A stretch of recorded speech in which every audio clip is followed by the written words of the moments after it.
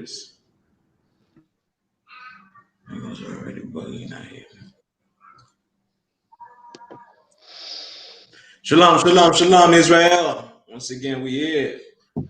Shalom to all the brothers out there, to all the black Latinos and Native Indian. I say shalom to all the brothers. Yahweh Hashem Yahweh Shabbat Tom. To all the sisters, Yahweh Shamar Alatam Hashem Yahweh Shai. I'm Officer 500 Adiyah with the ISPK, which is the Israel School of Universal Practical Knowledge. Started at 1 West 125th Street, all in New York, under Commander General Yahana. And the ICPK, we are not like your religion. You understand? The religion that you see, Christian religion. We are not like the religion that uses the Bible and get rich off of it. We are not like those that use the Bible but still have a secret agenda. You understand? And we are not like those Catholic priests that are raping boys, that are molesting boys. You understand? But still, they get to use the Bible and get money.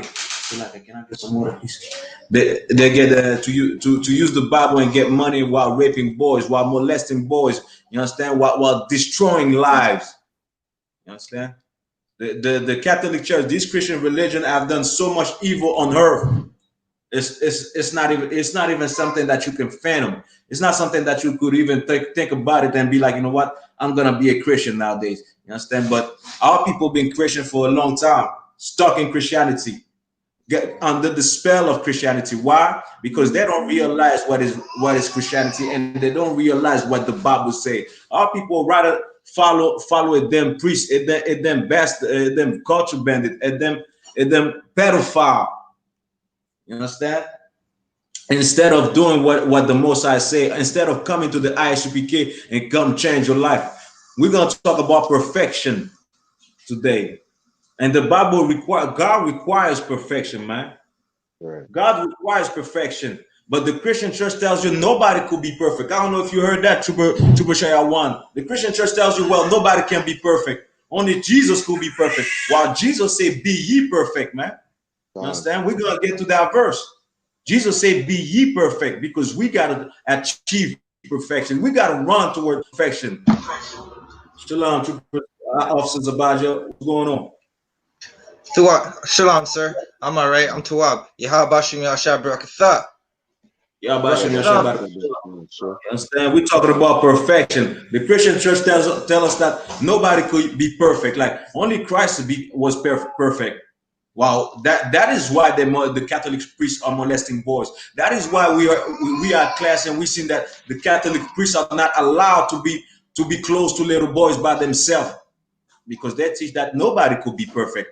While the Bible say otherwise. The Bible say be ye separate. The Bible say seek perfection, man. Somebody bring me to Matthew chapter 5, verse 48. We're going to see the words of Christ. We're going to see what Christ said. We're going to see what the Christian church will not say. Your pastor will never say these words. Why? Because your pastor is not about perfection, but is about having sex with other woman, man. Other man's woman, man. It's about fornication, man. It's about adultery, man. That's what your pastor's about. He's about stealing the money that our people are working hard for. And you know what? He buy a Benz. He buy a nice car. He has his house, while our people have problem paying their own bills, their light bills, in some cases their water bills. Can't even find food. Don't even have money to send their kids to school. But you know what? Bring that money to pastor. Bring that money to that greedy bastard. You understand? This is what the Christian church is about, to what? This is what the Christian church is about stealing, about sinning, not about perfection. But in the ICPK, just like God requires perfection, in the ICPK we require perfection as well, because we follow Christ, because we are about Christ's work. You understand? So if you got, so whoever got it, go ahead. Khan, sir. This is the book of Matthew, chapter 5 and verse 48. Be ye therefore perfect, even as your Father, which is in heaven, is perfect.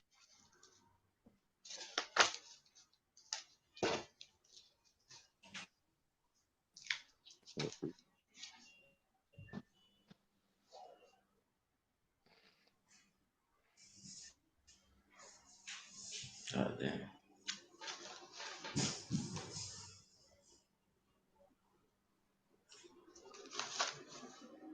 Salakia, sir. Can you hear me?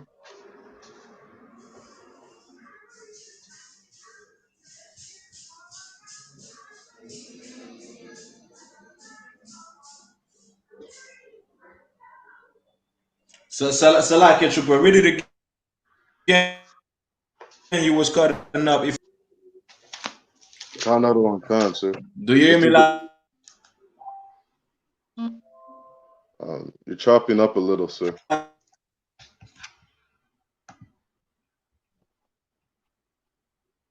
Here? Go ahead again. Khan out on Khan, sir. This is the book of Matthew, chapter 5 and verse 48. Go ahead. Be ye therefore perfect, even as your Father which is in heaven is perfect. Read that again, Baba Kwasha Salakia. Khan out on Khan, verse 48. Be ye therefore perfect. No, eat pork.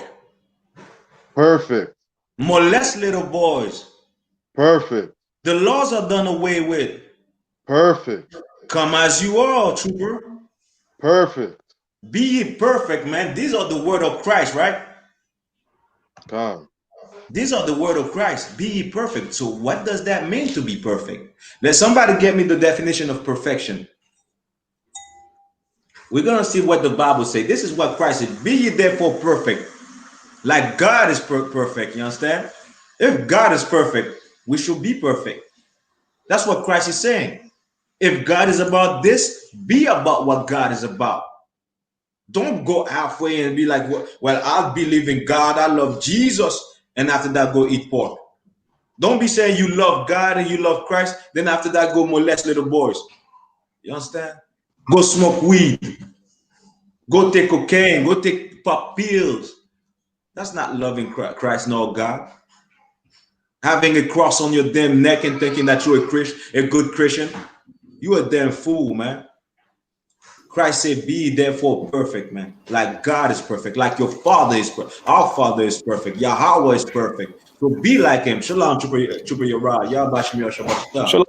Akim Yahweh Hashem Yahushua Barakatah. Understand? Yahweh The Bible, Barakatah. Christ said, be therefore perfect, man. Seek perfection, man. Somebody have the definition of perfection? Khan, sir, I have it right here. Go ahead. Perfect. Out of the Merriam-Webster, being entirely without fault or defect. Real what? Being entirely without fault or defect. Don't have no fault. Don't have no defect. Don't have no sins on you, man. You understand? Be perfect. Be clean, man. In the ICPK, we about perfection, man. And we understand that you don't become perfect in one day. It's a process, so you understand? It's a fight. You got to fight those demons. You understand? We fought those demons coming out of this world where we could have been whatever in the world. We decided to get in the ISPK. We got in class, we became a trooper, and now we have officers in Canada. You understand? Most High in Christ. We going after that perfection. And soon we're going to have captains. And further on, we will be generals in the ISPK under Commandant General Yana in Canada, man. Because we seeking that perfection. Like Christ said, be perfect. Be without spot. Be spotless. Now, Trooper Shaya 1, use that, what Officer Zabaja say, to read that verse. Read that verse with what Zabaja say. Instead of saying perfect, say what Zabaja say. Sir. Be ye therefore without blemish. Or... Exactly. That's exactly what. Be therefore without blemish. Don't have something that somebody could blame you on. Don't have weed in your house. Then after that, the police come, and you know what? You got to do time. Now, if they come, they're not gonna find weed. If they come, they're not gonna find a stash of cocaine. If they come, they're not gonna see me with a bunch of women selling them. You understand? Being a pimp. They're not gonna find that because why? Because we are spotless. Don't have no fault. Don't make no mistakes. You understand? But we're still young in the truth. So of course we're gonna fall, but we get back up and we try not to fall ever again. That's what being perfect means. That's what running towards the perfection means. And this is what we must do, like because Yahweh requires Yahweh requires perfection. Just like in the ISUPK, we demand perfection. We demand the best. We don't accept no cowards. A coward is not no damn perfection. A coward is not perfect. You understand? He's not ready to fight the fight that we fighting. He's not ready to stand up for our people.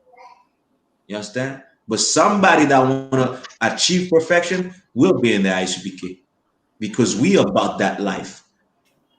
This is what Christ is saying. Be about that life like God is about that life. God is a man of war, right? Be a warrior, be a warlord, since God is a man of war. You understand? And this life is about war. It's about fighting demons. It's about stepping up for your people and stepping up for God. It's about changing your life and running away from sin and achieving perfection, man. But the Christian tell you nobody could be perfect. Because why? Because the Christian church is not about perfection, but it's about do what the hell you want, do whatever you feel like it. Understand? Just like people in the world always mention quote like Aleister Crowley. I don't know if y'all know a little bit about Aleister Crowley with the churches of Satan and all this whatnot, you understand, nonsense. And there's a quote from Aleister Crowley say, "Do what thou wilt, the law of Telema." If you reach these things, you understand? If you study this thing, do what thou wilt. Well, this is the Christian church. Do whatever you want. Jay-Z had a shirt that said exactly that. Do whatever you want. When you listen to the rap, the music, you understand, in the world, it's all talking about I do whatever I want. You understand? Well, that's the Christian church. That's not achieving perfection, but the Bible requires perfection. God requires perfection, man. Somebody bring me to Leviticus chapter 19, verse 2.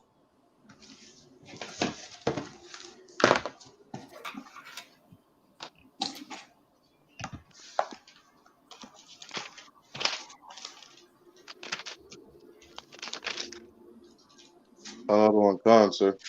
Go ahead. This is the book of Leviticus, chapter 19 and verse 2.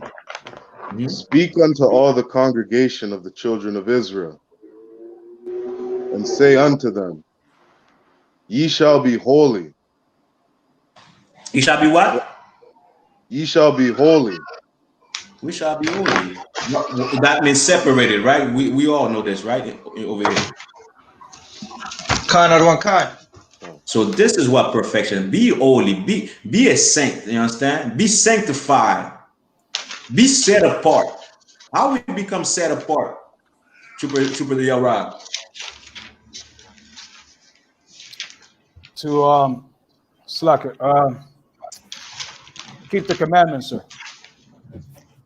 Exactly. You understand? That's exactly right. You understand? That's exactly. Give Trooper your right hand. Follow the commandment is how you become holy. It's how you separate yourself from the world. It's how you separate yourself from what you see out there. Everything that we see in the world, we've been in the world, and we see what's going on. We were doing the same thing that these people in the world are doing. But what happened? We started to follow the commandment. We focus the commandments. We focus on changing our lives, and that's how we separated ourselves from what's outside. You understand?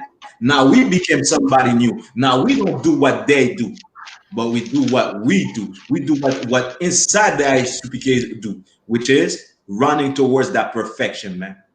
You understand? That's what we do in the ISUPK. That's why we here over here. We have classes.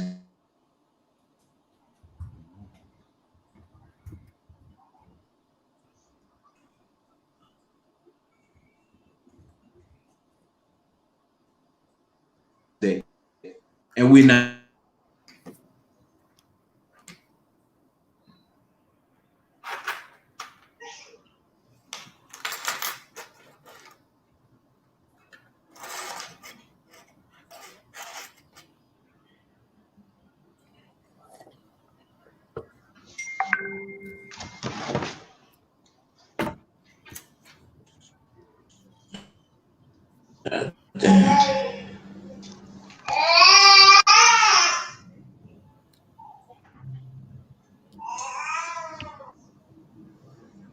Salakia, I don't know if y'all could hear me, but it's cutting up over here. So Salakia for that. Yeah, all right, yeah, bet. Salakia, it's cutting up. You understand? Internet is really bad today. You understand? I don't know if it's because of the wind. Everybody hear me loud and clear? Khan, sir. Con.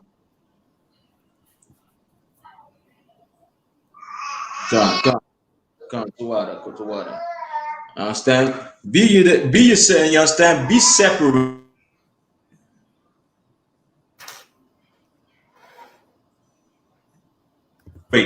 Be holy. Keep on reading, Trooper Shai 1. Another one, Con. For I, the Lord your God, am holy. As what? For I, the Lord your God, am holy. So is there a similarity with this verse in Matthew 5 verse 40? Yeah. Is Another one, Con, sir. go ahead, explain. He's asking us to be holy, separate, to be different,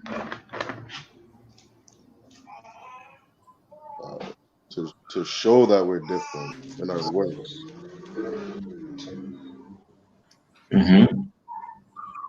Come on, exactly. But you see, Christ said, "Be ye perfect, like God is perfect." You understand? Like your Father is perfect. So if God is perfect, we got to be perfect as well. And over here, say, "Be ye holy." If God is holy, we got to be holy, which is the same thing. But you know what? Christian would tell you, you know what? The Old Testament is done away with. This was about Israel, while Christ is repeating the same thing that was written in the Old Testament, man. This is the same thing. It means the same thing. Be holy, be perfect, be separate. How you become perfect? By being separate, by segregating from what you're seeing out there, by not being a damn child molester, by not being a whore, by not being a thief, by not being a murderer, by not being a drug addict. That's how you separate yourself.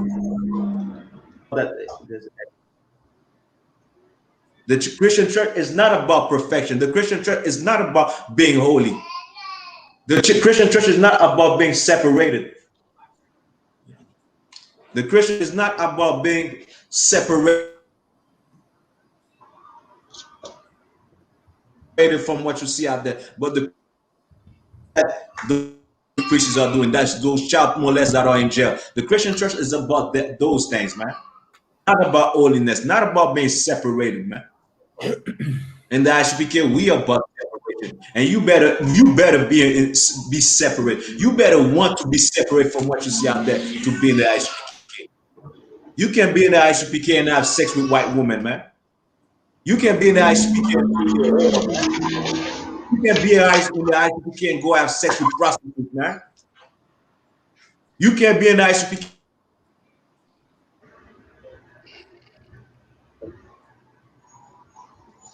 You can't go have sex with now. Be therefore perfect like your Father is perfect. Philippians chapter 3 verse 12.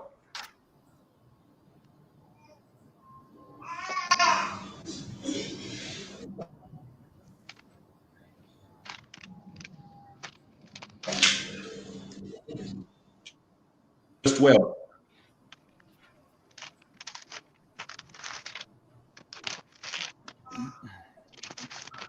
We're gonna see what the Bible says. These verses, while you're seeing these verses, the verses that we're bringing out in the ICPK, you will never, a lot of them you will never hear in your Christian church. You could spend 50 years, 60 years, 80 years in church, you will never hear this verse while it's in the Bible, while it's there. Your preacher, your greedy preacher will, you understand? Greedy dog will never, because the same woman that is having sex with that belongs to another man won't have sex with him no more. She will understand that she got to be perfect. She will understand that she can be a whore. She will understand that she got to love a man and be with a man only. She's going to understand that she can't go around and fulfill every lustful desire that she has. All men will take care of their woman and want to have sex and leave them to have sex with them prostitute. All men will be in the house, will know the value of sex and know that if I have sex with her, I must stay with her for the rest of my life.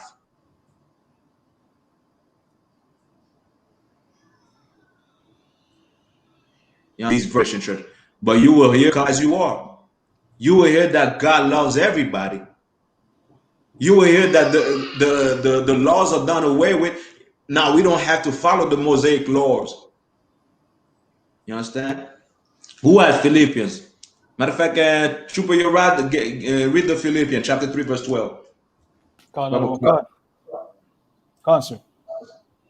Is the book of Philippians, chapter 3, verse 12. Mm-hmm. Not as though I had already attained, either were already perfect. Either what? We're already perfect. Go ahead. Concert. But I follow after. If that. But what? But I follow after what? After. Well, I follow after what? Salaka, say again, sir. For your rod. Salaka, sir. Say it again. Well, the verse say, "I follow after." What does it saying? What is Paul saying over here? I follow after. Oh, Khan, after Christ, sir. Read the beginning of the verse again. Bible question. Khan, sir. Verse 12. Not as though I had already attained. Already attained. So he's talking about something. He's saying like, not because we already attained that thing. Go ahead, keep on reading. Khan, sir. Either we're already perfect. Either what? We're already perfect. So that thing that you understand is that perfection, right? Khan, sir. Go ahead, keep on going. Khan, sir. But I follow after. But I follow what? After. What is it following after? Perfection, sir. There you go. You understand? We are not because we are perfect yet, but we follow after the perfection. We run towards that perfection. You understand? We want to be perfect like God is perfect. That's what he's saying. You understand? Keep on going. If that I may apprehend that for which I am apprehended of Mashiach Yahweh. You understand? That's what Paul is saying. Paul is saying not that we already obtain perfection, not already we already perfect, but we got to run towards that perfection, man. You understand? And Christ showed us the way to attain that perfection. Christ showed us the way how to follow these laws, how to love one another, how to not be jealous over one another, how not to kill one another over some petty things, man. You understand? Christ showed us how to follow the laws, but you know what? The Christian church don't follow Christ. They don't give a damn about perfection. The Christian church don't give a damn about, well, you got to love your brother. The Christian church is about loving the enemies of God, while telling you got to be just like the enemies of God. Don't be like Christ. Be like the enemies of God. That's what the Christian church is about. But us in the ICBK, we are running towards that perfection, just like Paul said. You understand? Answer.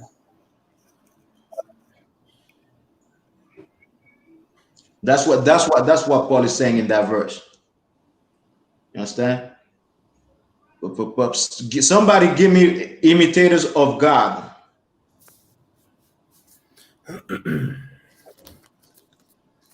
Be imitators of God.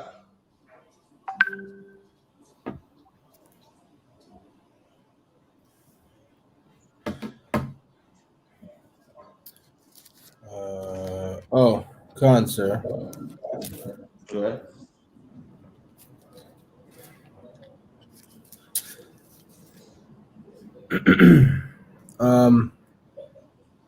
Oh wait.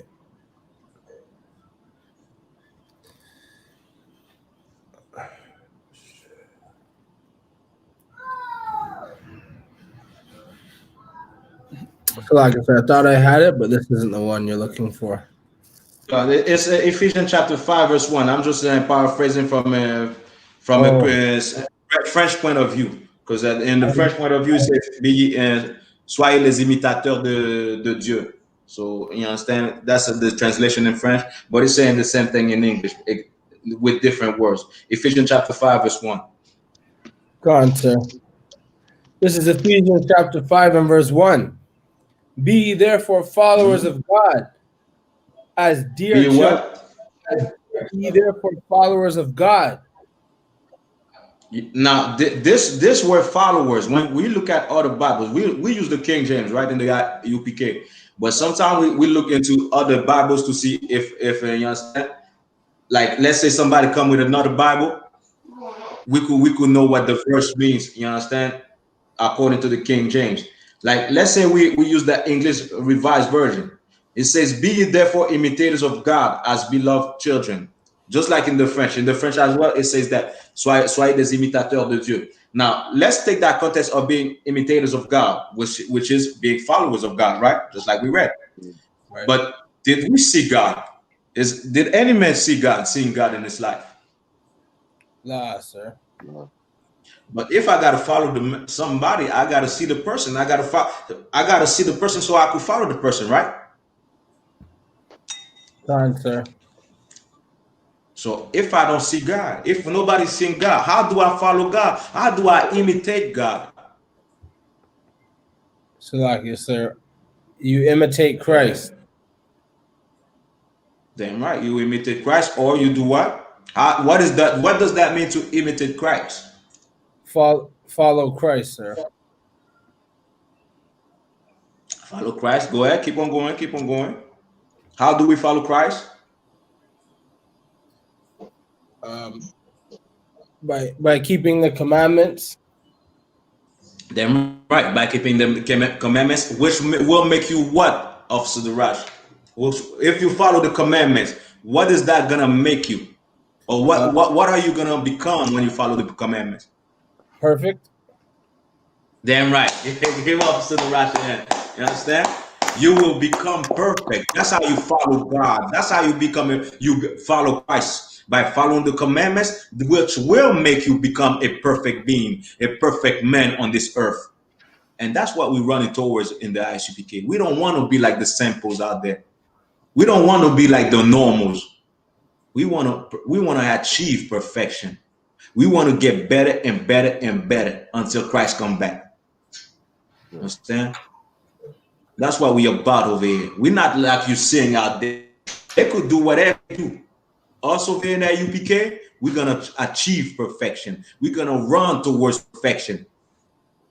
We're not gonna be like those Christian church, like those fake Israelite that's like borderline with it.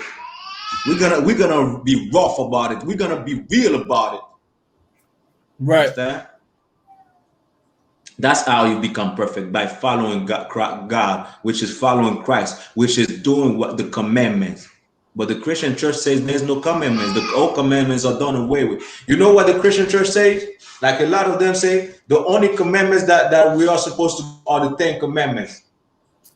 And they'll have trouble following 10 commandments.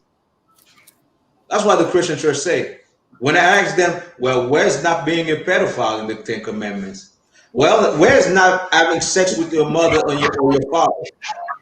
Where's not being gay in the 10 commandments? You understand?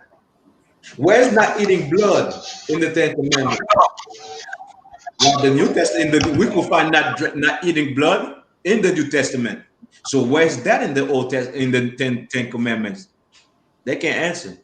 Why? Because the Christian church is not about perfection, but the Christian church is about fulfilling every lustful desire that you have. And you know what? After you're done fulfilling your desire, your lustful desire, I love Jesus. You understand? I love Jesus. That's what the Christian church is about. Not about following the damn commandments. Not about really understanding this Bible. Not about loving one another. Then I seen something online. I seen a Christian preacher that killed his wife in Florida, man. You understand? For whatever reason. But that's what the Christian church is about. And you know what that Christian preacher is gonna say? I love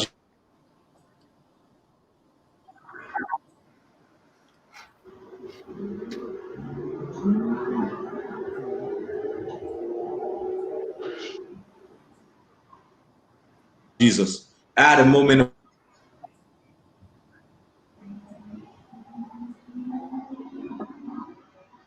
somebody bring me to Deuteronomy chapter 18, verse 13. If anybody want to expound on the topic, go ahead, feel free.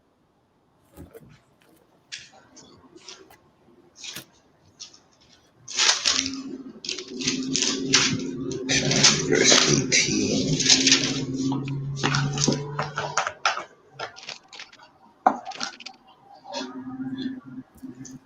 Sir, I have Deuteronomy 10, verse 18 for you.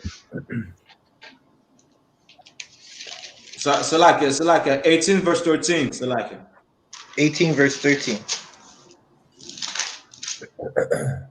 Salakia. Khan, I have. And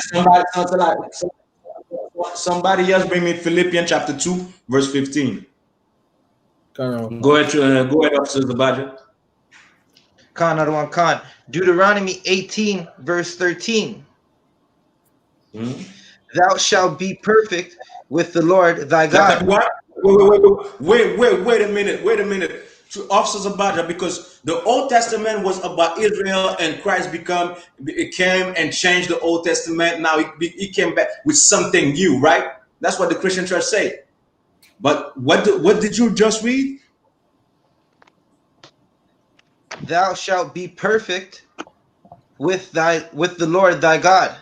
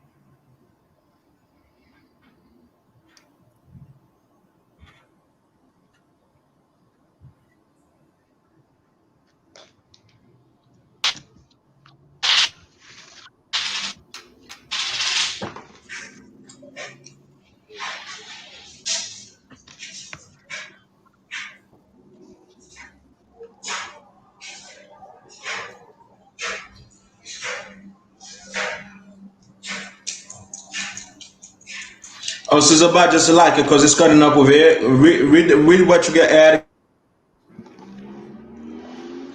Khan. Deuteronomy 18, verse 13. Thou shalt be perfect with the Lord thy God. Again, Bible question. Khan. Thou shalt be perfect with the Lord thy God.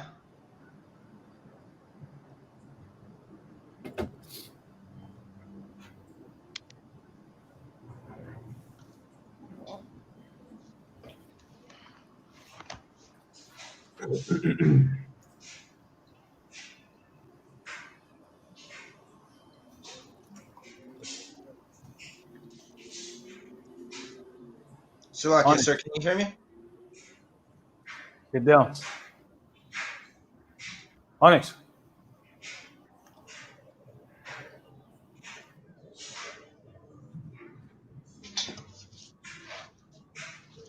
Salakia, sir, can you hear me?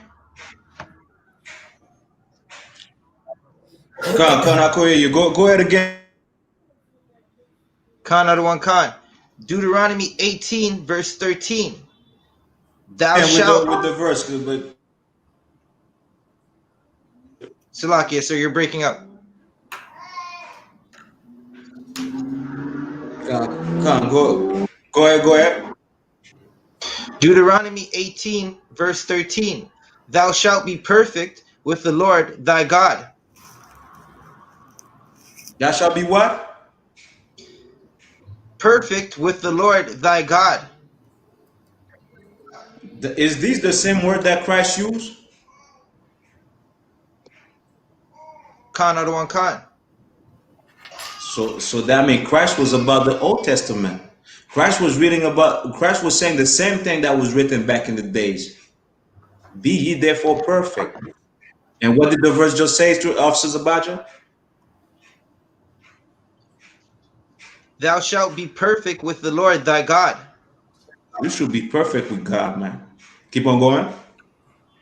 Khan or the one Khan. Verse 14. For these nations which thou shalt possess, hearken unto observers of times, and unto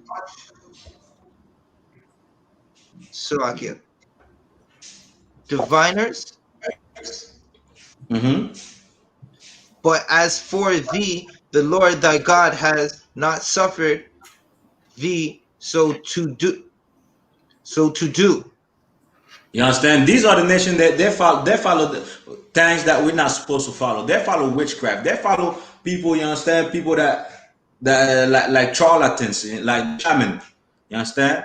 We're not supposed to do these things. We should be perfect. In Dominican Republic, they follow witchcraft. They do their voodoo and everything, which is, you understand, nonsense. But they believe in their nonsense. You understand? Like the Edens used to do. But us, we should be perfect with God. We should not be burning no stick in the wood. You understand? Making some kind of symbol on the floor and thinking some entity gonna come out the floor and come and speak to us and all this nonsense, man. You understand? We should be perfect with the Most High. Be ye therefore perfect, like the Most High is perfect, like your Father in heaven is perfect, man. Understand? The Bible is about perfection. Christ was about perfection, and us in the ICPK, we about perfection. We about we about changing lives of our people, changing the lives of Black, Hispanics, and Native Indian, man, making them change to be separated, to be a chosen people unto God Himself, and stop following these damn heathens, man. That's what we do in the ICPK. We're not gonna be like your Christian preacher and give you a smooth sermon where you're gonna feel at ease and you're gonna be like, well, you know what, I feel good today. Now we're gonna tell you the raw truth. We're gonna tell you the truth until it hurts, and when the truth hurts, that's when you want to change. You understand? This is the ISUPK, and we are bold about this truth. You understand? We are ready to die for this truth, just like Christ was and did. You understand? This is the I speak it because what? Because we want to achieve that perfection. We ain't got time for no cowards. You understand? No cowards that's gonna say, "Well, you know what? I want to watch on the sideline. I'm not ready to be in the UPK." Why? Because you used to be in the Christian church. You think that being a Christian, a good Christian, is what the Bible is about. The Bible is about being a man of war, man. And the man of God, man. The Bible is about being a warrior, man. Perfection is about a battle that you have to achieve,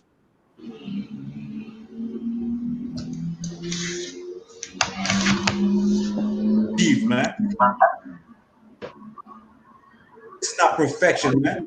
Perfection is not singing hallelujah. Understand? Perfection is about doing what God says, man. Loving one another, fighting for one another, forgiving one another, showing each other the way unto God, man. That's what perfection is. Perfection is following the laws of God. But the Christian church is not about.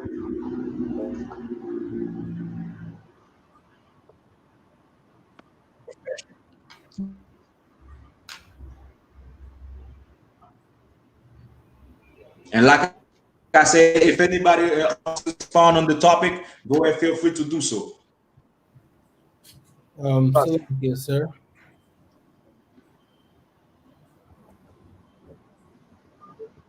Salakia, sir, can you hear me? Go ahead. Car, I just wanted to bring out a verse, if I may.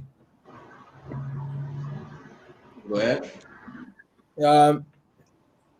This is 2 Corinthians chapter 13 and 11.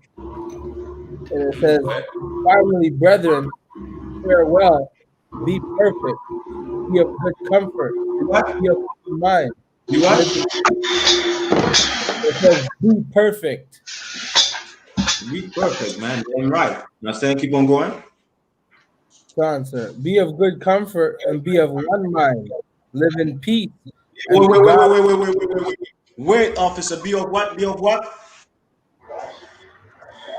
be of one mind.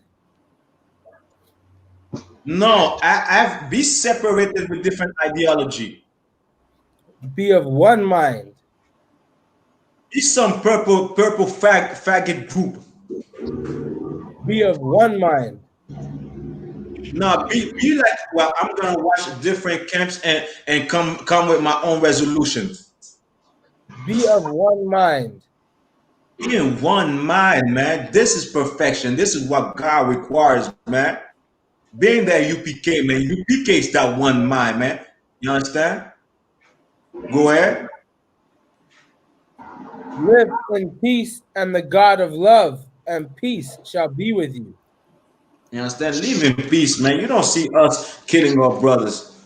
A matter of fact, we about brotherhood, man. And we're gonna keep that brotherhood in Canada, something that Canada never seen, man. You understand? We're gonna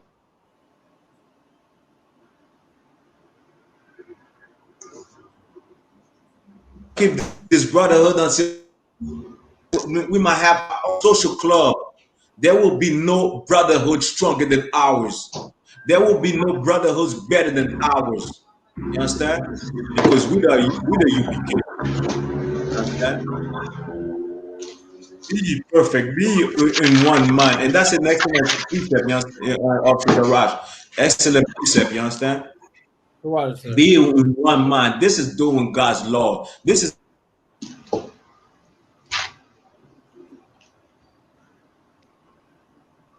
achieving perfection. This is why they don't want to be. Matter of fact, we too hard. We too hardcore for them. We speak too rough. I was in the fake Israelite group and telling me, well, because I use bitch, I speak too rough. I shouldn't be using the word bitch. I'm like, well, a female dog is a bitch, and the female dog is in the Bible. What are you gonna say? God is too rough? Are you gonna say God is too rough for saying a woman without discretion, a woman is a female dog, which is a bitch? He couldn't answer. You understand? We be in one mind, man. We don't give it. We gonna give it them how much this truth might hurt you. We gonna keep telling the truth, and we're not gonna deviate. Well, I'm coming with my own doctrine. Officer the Rash is gonna come with his own doctrine. Officer Zabaj is gonna be in his own doctrine. No, whatever each of us say is gonna be the same thing. We might use different words, but it's gonna be the same.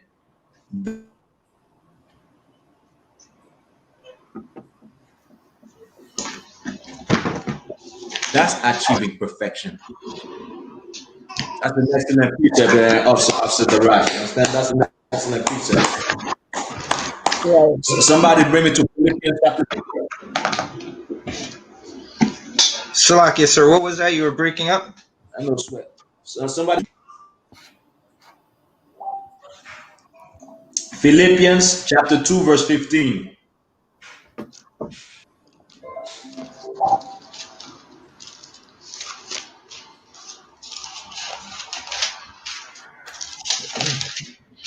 Salakia, sir.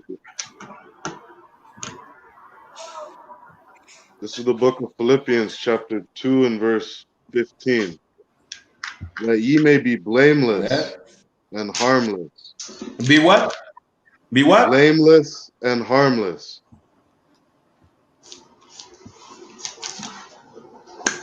The sons of God. Wait a minute. Officer Zabadja, can you read the definition of perfection? Khan, Adawan Khan. Salakia, sir, one moment. No, sir. No, sir.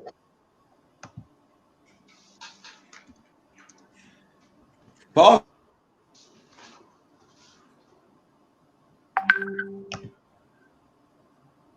said, "Be ye therefore blameless Slakia, sir, I to have it follow here. the laws." It's about faith. It's about faith. It's about grace. It's not about the law. Well, let's keep on reading. Go ahead, Officer Zabaja. Khan, another one, Khan. Perfection, Slakia. Perfect, out of the Merriam-Webster. Being entirely without fault or defect. Flawless.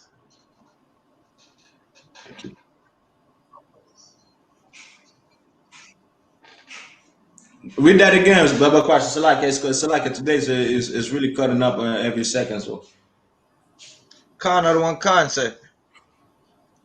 Perfect, out of the Merriam-Webster. Being entirely without fault or defect. Flawless.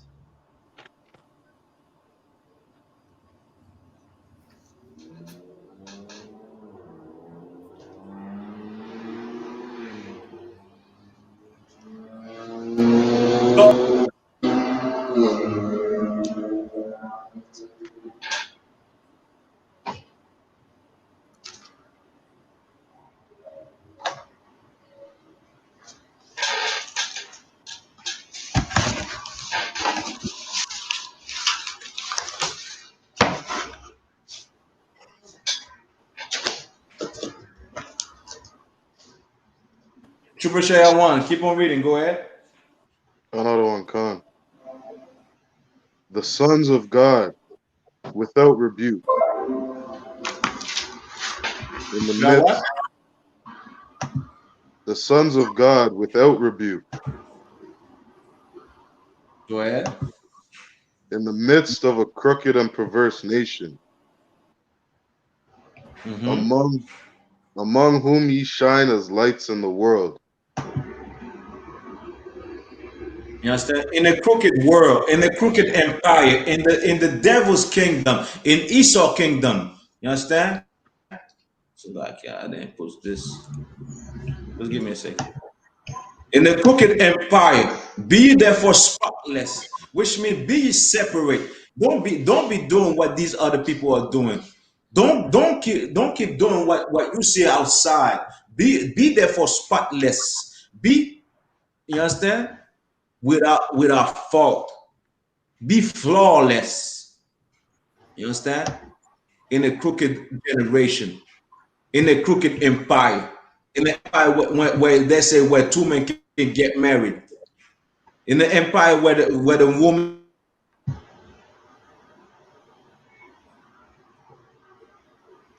could preach this word, which is a Trump advisor, a woman. I forgot her name. I'm gonna have to look it up. I wanted to play it, but you understand, because it's she's Trump, and when you look at that, then you understand? She says anything. She used the Bible to say anything. She said Trump is God. You understand? Yeah, y'all look it up. Trump spiritual advisor. She said that Trump is God. But you know what? Us, we rather be perfect. We rather be you know, flawless, because we see that this generation, this kingdom, this empire is a wicked one. It's a devilish empire. It's a devilish nation that we're living among the oppressor, which is the devil. The oppressor is the damn devil the Bible speak of.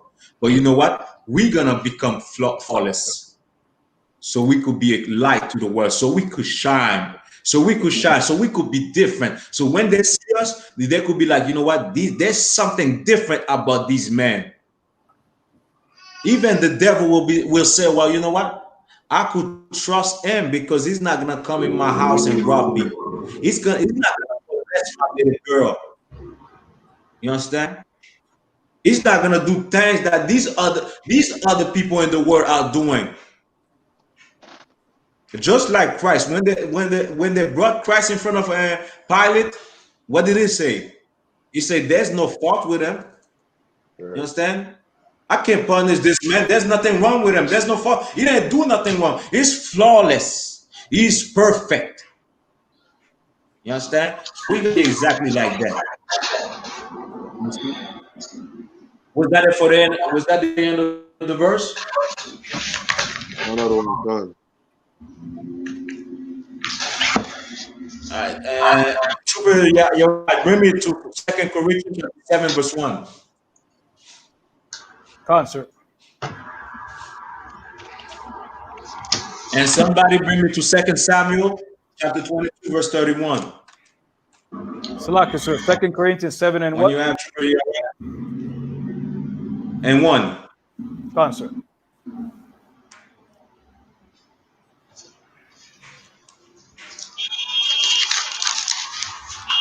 I have the verse, sir.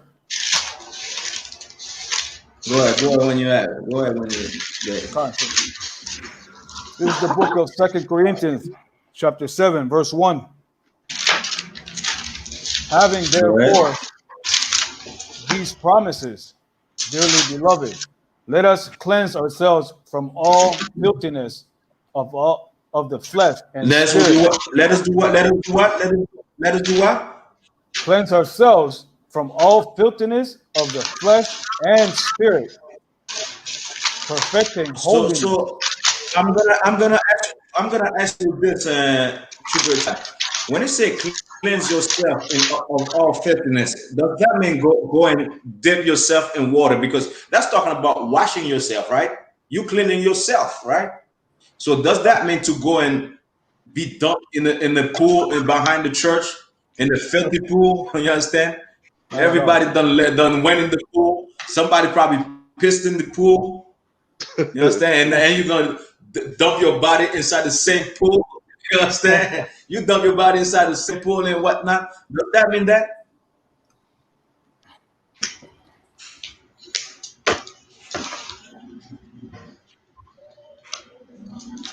Does that mean that, Trooper, you're right, to go water baptism? I'm talking about water baptism. Does that mean to go and lay down in the pool and the preacher, well, now you became a new being, hallelujah, and rise you up?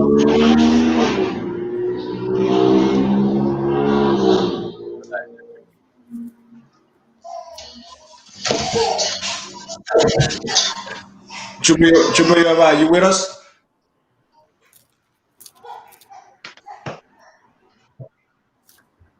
I can hear you, sir. I'm not sure what's going on with your ride. Yeah, so internet slow, like he froze a bit. Well, does that mean like what you go ahead? No, so like I said, I just want to make sure it wasn't just me that could hear you. Come on, all right, Trooper.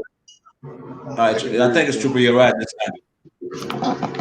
But does that mean in the pool, in the dirty pool, where somebody might take a leak in the pool behind the church and dump yourself, like the verse that we're reading right now? Go cleanse yourself. Does that mean like dump your body, like you are homosexual and then you come back wet homosexual? You understand? Does that mean that? Nah, sir. So what does this verse mean? Because it's talking about cleansing yourself. It's well, in the Christian's mind state, that will mean like wash yourself. Go dump your body in some water. Go in Jerusalem and go dump your body where Christ was baptized. When you see that water is like you understand, brown, filthy. Go dump your body in that brown, filthy water. You understand? While those Edomites, like those culture bandits, are there. Does that mean that? Wow. So what does that mean? What is Trooper your right? What is the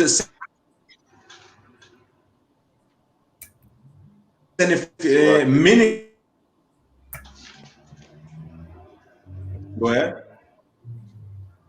It's just to stop doing the things you used to do.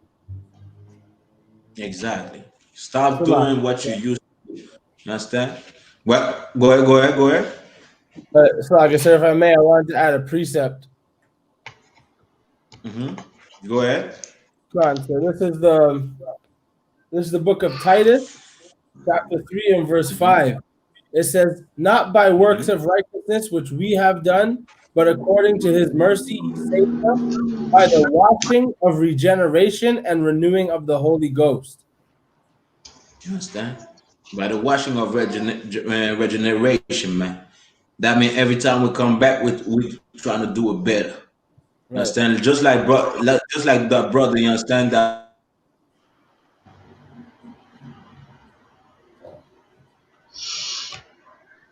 passed away. When it comes,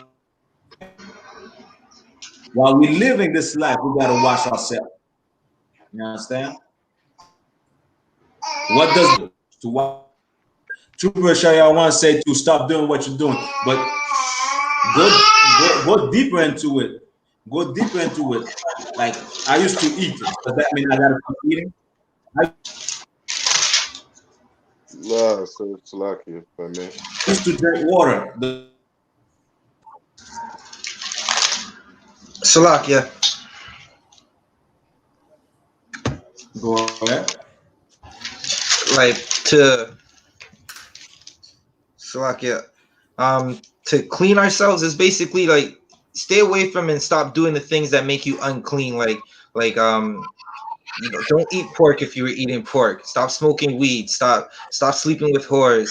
Like just like make yourself cleansy to the Lord. Like if the Lord finds it dirty, why would you want to do those things? You have the answer exactly in the signification of perfection. Be faultless. Be blameless. Stop sinning. What you're saying is exactly that.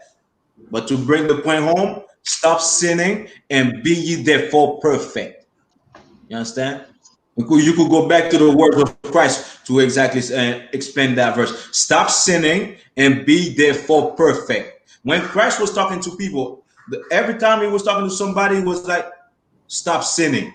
You understand? Go and sin no more. Go and sin no more. Be ye therefore perfect. That's what it means. Stop sinning and be ye therefore perfect. I go and run towards that perfection. Just like Paul said, it's not because we already attain perfection, but we're running towards that perfection. You understand? We're working for that perfection. And that's what the ISBK is about. You understand? We were in the world. We were smoking weed. We was having sex with all kind of strange women, all kind of prostitute, whores. You understand? We was doing all type of frauds. You understand? All type of. You understand? We had a bad lifestyle. But what happened once we got in the UPK? We started changing. We started realizing we were wrong. We started saying that what we were doing is sin, and what we did is changing our life and achieving perfection, running towards that perfection. You understand? We used to smoke weed. We don't smoke weed Salakia, sir. no more. Required to, you understand? That is what is required to every man in the UPK. Just like God requires perfection, man. You understand? And just like Christ told us to be perfect, this is the washing. This is how you wash yourself from the world. This is how you wash yourself from the sin, understand? From your love, from the sin of the flesh. You understand? And the sin of the spirit. That's how you do it, by changing your ways, by not being like what you're seeing out there, but by being holy, by being separated. You understand? Keep on reading.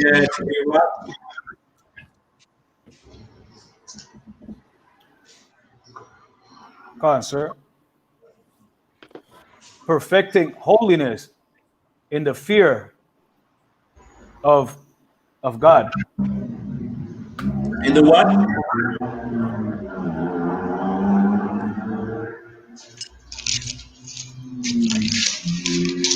In the what? In the what? Super you run?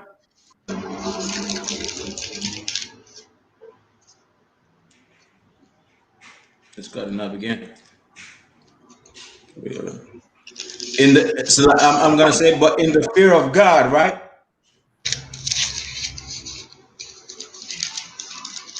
You're right, cutting up. But what does that to any all you officers and Trooper Sharon, what does that fear of God mean? What does that mean to fear God? Salakia, sir. To obey him. To obey him. That's one part, but bring me deeper into it. Like fear is somebody that you're scared of, right? Khan or one Khan. So what does that mean to be afraid of God? Salakia, sir. Go ahead. Does it mean to respect him? Exactly. That's what meant to respect him. But bring me home, like break it down, like the fear. Like if I fear something, how do I feel? What you understand? Why do I fear God? Salakia, sir. Mm-hmm. Go ahead. We fear God because we know at any time he could take our lives. Damn right. That's what I'm looking Kill for. us at any time.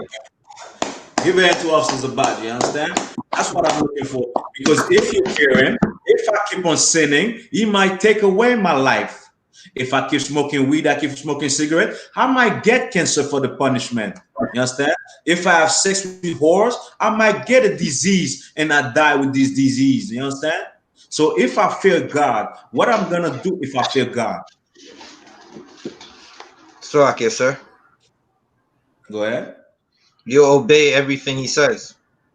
Damn right. You understand? You will become perfect. You will obey him. You will be like, you know what? Maybe if I take, well, yeah, I used to smoke weed in the past, but maybe this weed, if I smoke it right now, maybe God could take away my life.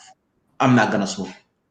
Right. You know what? I used to rob back in the days. You understand? I was robbing niggas. You understand? Back in the days, not me per se, but you understand? An example. But today, maybe if I rob somebody, maybe that person might have a gun and kill me. And this is my punishment for stealing, for robbing. So if I fear God, I'm going to stop doing what I'm doing. You understand? Just like a whore, like a woman that has a man, that's having sex with a bunch of men, you understand? She's been having sex with a bunch of men and whatnot. She fears God. Maybe today is the day that I will get caught. So you know what? I'm not going to do it. Who knows what God has in store for me? So you know what? Instead of sinning, I will become perfect. I will become blameless. I will become faultless. I will become flawless. I will have a flawless victory over sin. You understand? That's what it means. You understand? So now we sing exactly. You understand? We sing. I don't want. We are for 2 Samuel chapter 22 verse 31, but not to go further. You understand? My time is already up. So we saying that God requires perfection in the Bible. We see that Christ told us, commanded us to be perfect.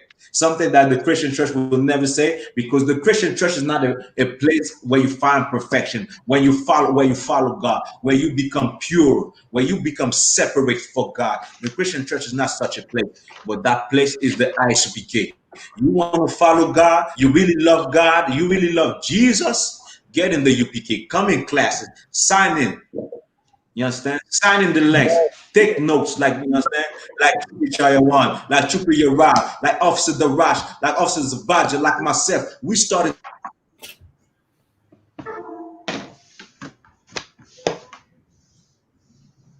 taking note. We God so much that we wanted to change our life and help our brothers and sisters change their life, so we could have a better community. So God could look down and be like, you know what? Maybe this is the time that I will fight for them. This is the time where I will execute my judgment upon the enemies, man. And you know what? Once we go into rule, we will require everybody to be perfect as well. We're not gonna rule the kingdom of heaven without perfection. We're not gonna be a bunch of, you understand, just like this empire. You understand? We're gonna talk about righteousness in the next class. You understand? Next class, hopefully that is, if it's me, we're gonna talk about righteousness. Next time I have you, I'll be in class. You understand? I'll get to teach class. We're gonna talk about righteousness, where you see that righteousness and perfection is exactly the same thing. Once go with each other. You understand? In our world, when we rule the world, we will have perfection. The other day, I seen two cops in Montreal. They patrol together, two homosexuals. You understand? 2 homosexuals. This is the laws of the white man. This is the white man kingdom. But in our kingdom, you understand? In our kingdom, they will be perfect. You understand? Our people will be perfect. You understand? That's right. Our people will be perfect. We won't have. You understand? This is against God.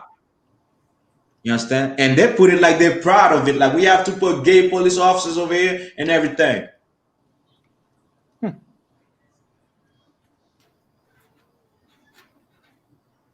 understand? Why we will require everybody to be perfect. God requires us to be perfect.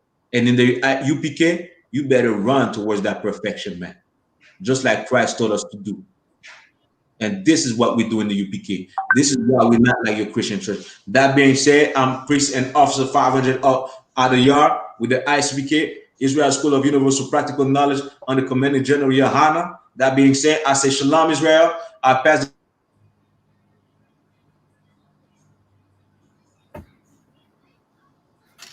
the class to priest and officer.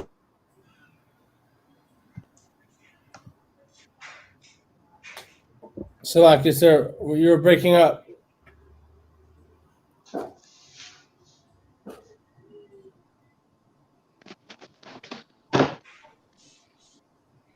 We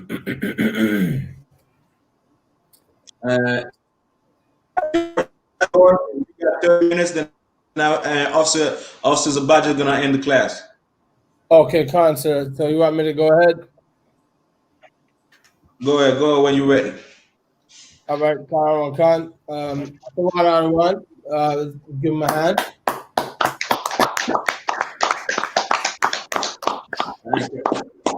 For excellent presentation on the topic of perfection. All right, so I'm going to take this 30 minutes to go over the topic of heaven and hell.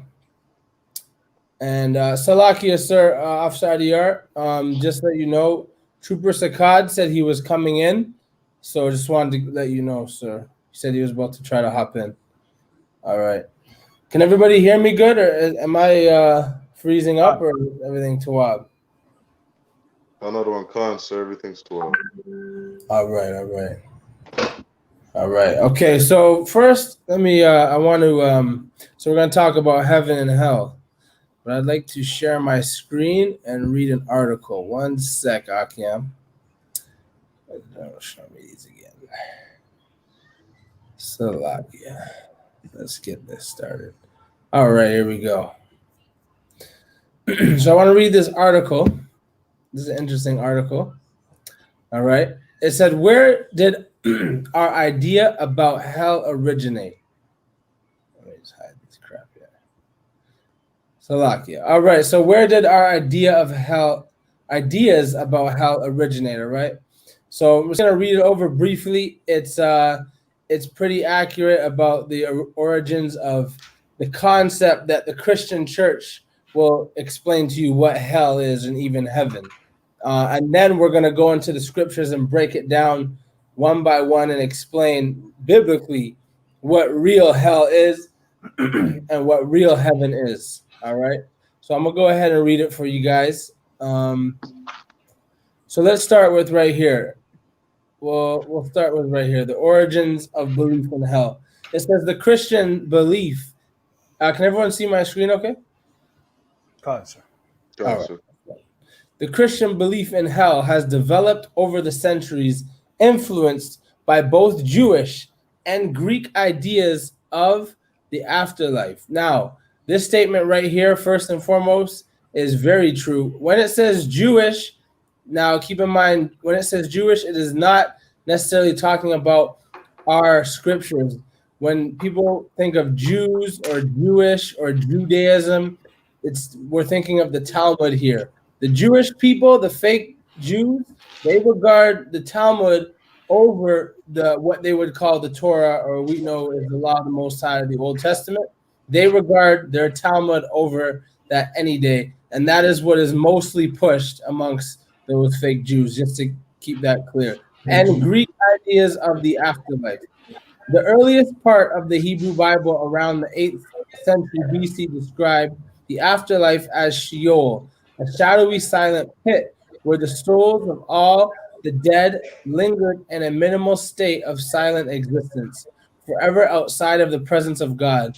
By the 6th century BC, Sheol was increasingly viewed as a temporary place. So a temporary place, now this is where the Catholics come in. So the Catholics are taking what they think is the old, well, what they think is basically their, the history book about a bunch of white people, which is actually, of course, our history book. It's for us to give the understanding, not some Edomites. But as you can see, the Catholic Church has taken it and spots where it mentions Sheol or the underworld, stuff like that, where King David talked about his son going to Sheol.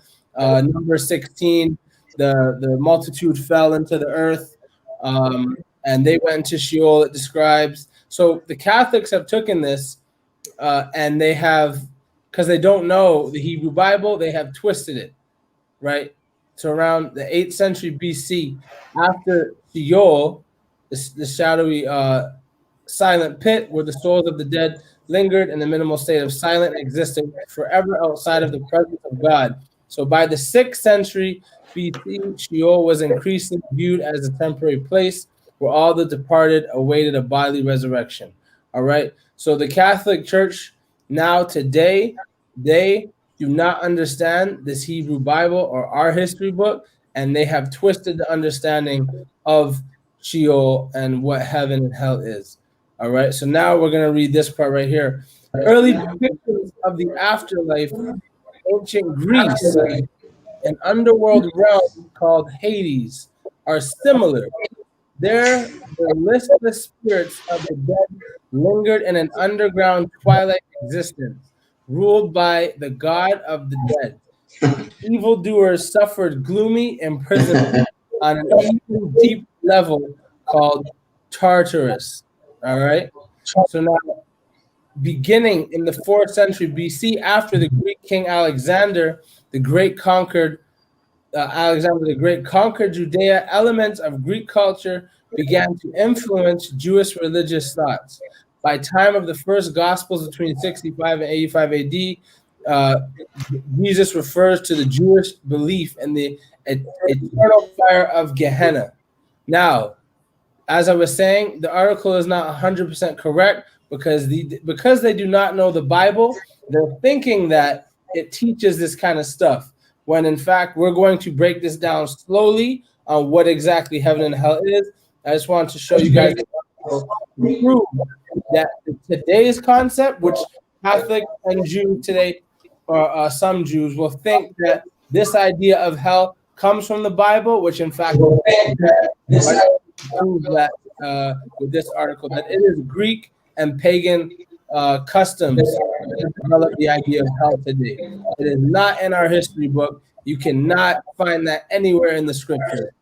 Salakia, feedback, so if everybody can mute their mic when they're not speaking. Salakia,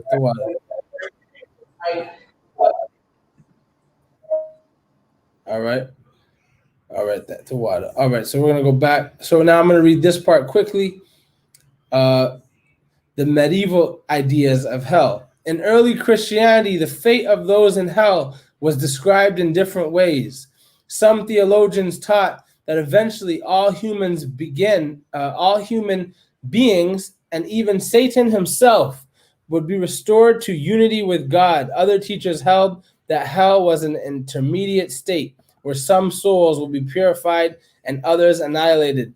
This part right here, where some souls will be purified, this is a concept known by the Catholics called purgatory, where in this state of time, you are purified by the fire, and that, like, it's just a temporary spot you stay where you're basically refined by the fire, and they describe it as painful and stuff like that. It all goes back to Dante's Inferno. You understand?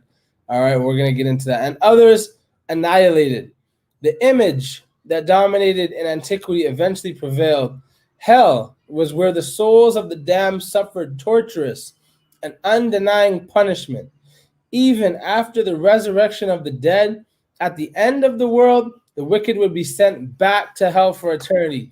Now, Salaki, if I might add, this is something, this part right here, when I was a Christian, I did not get it. I did not get this concept one bit. I was like, so wait a minute. They're going to a place called hell under the earth. Then they're coming back up out of the earth to get judged, to go back down. Like, it just didn't seem practical. And that's the best word I can use, because this is the Israelite school of universal practical knowledge. This knowledge right here is not practical. This don't make no damn sense, Salakia. All right, I'm going to keep reading on. By the beginning of the 5th century, this doctrine was taught throughout Western Christianity, which is very, very true. It was reaffirmed officially by popes and councils throughout the Middle Ages. Now we have, for example, the Nicene Council. You understand? You may hear people bring up the argument, oh, the Nicene Council is where they added to the Bible. That is a lie. That's not where they added to the Bible. That is where the man ruling at that time, seeing the different communities and cultures around, and they all had different beliefs, and he needed them to be on one accord. Kind of like today in Babylon, how they want to push this agenda in the way that they think. They want you to all think the same way. So they're pushing this, just be at peace with everybody, or it's a big melting pot, or we're all one. Same thing back then. He needed to get the people, the masses, to agree and be at peace with each other so he could rule them accordingly. So let me keep going. It was taught throughout Western Christianity. It was reaffirmed officially by popes and councils throughout the Middle Ages. That's when these different ideologies came into play and was attached to the Bible and put on the Bible. It's not in here. It's not anywhere in the Bible. It was just a mental thing that was attached to the Bible in the councils, you understand, to make the people agree. That's where the Trinity comes from. Jesus Christ being born of a virgin mother, a virgin in the sense of no sex. All these things he had to make them agree with. And they all had these different beliefs. Some knew that that wasn't the case. Some believed there was only one God, which the Bible actually teaches. Others believed in three gods in one.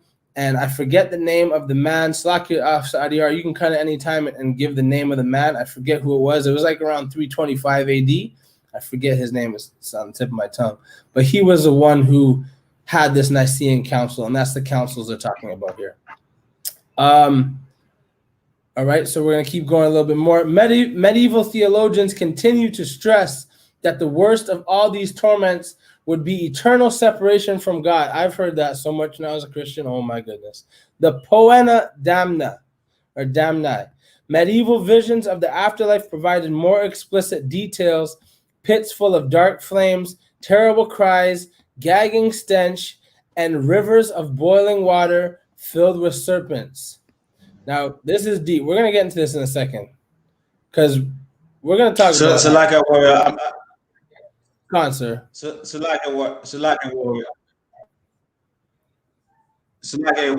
You're talking about Constantine. That's who I'm... Constantine. That's who I'm talking about. That's who did the Nicene Council.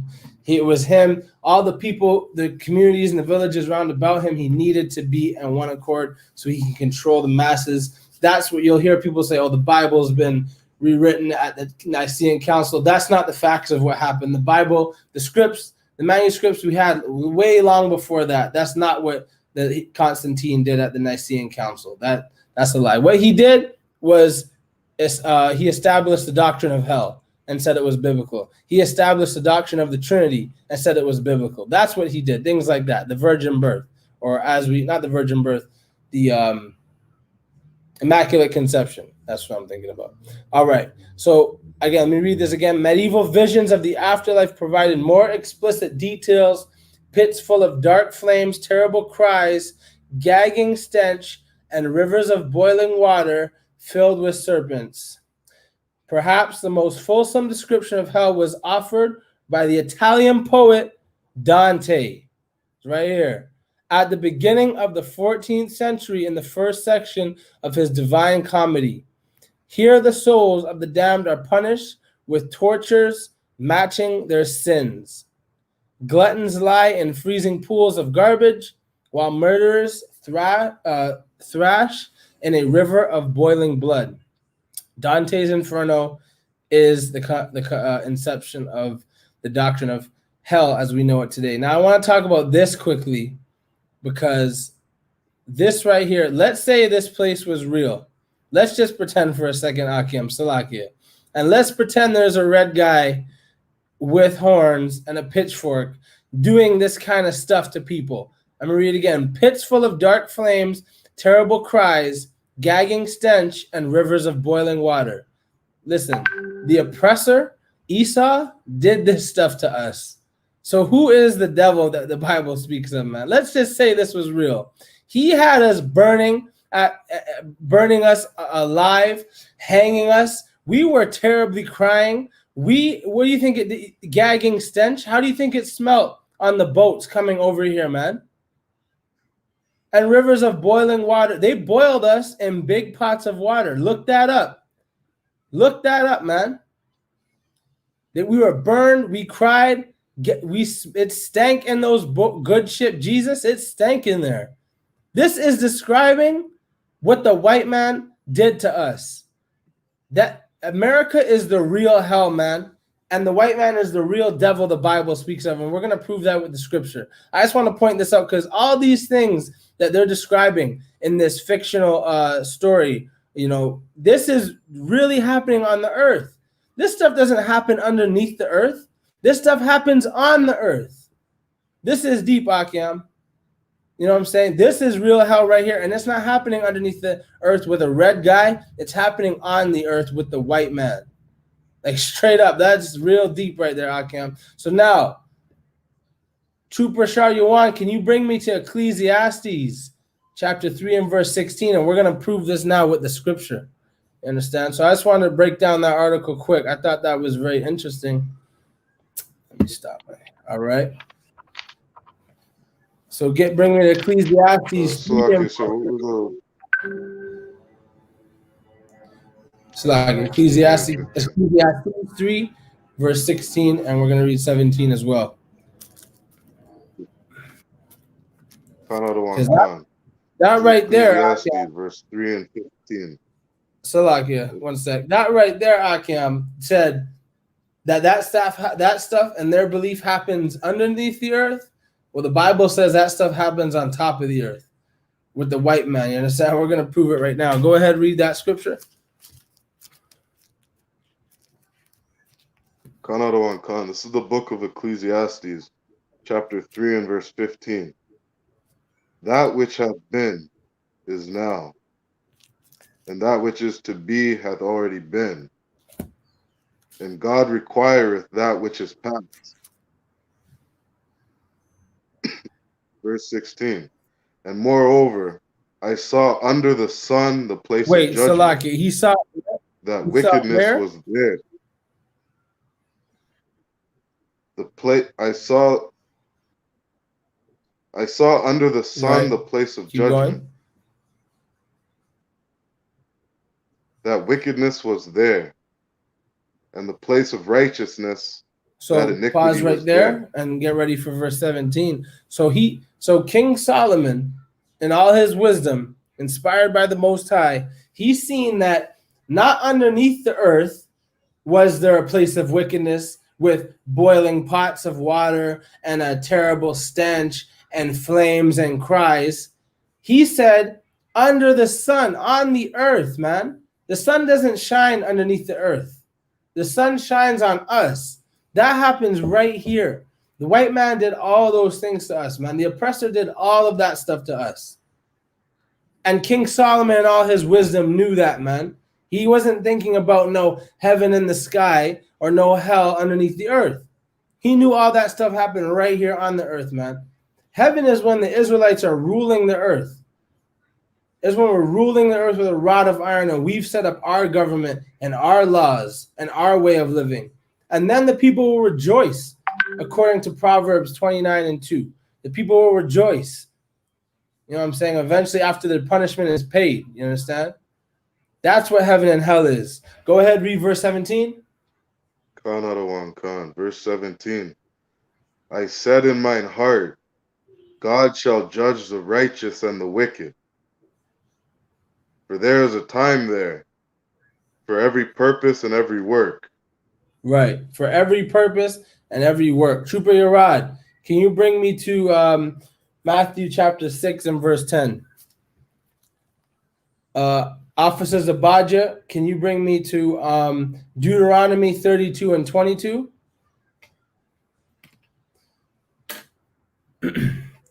And Trooper Yarad, whenever you're ready, you can read that verse.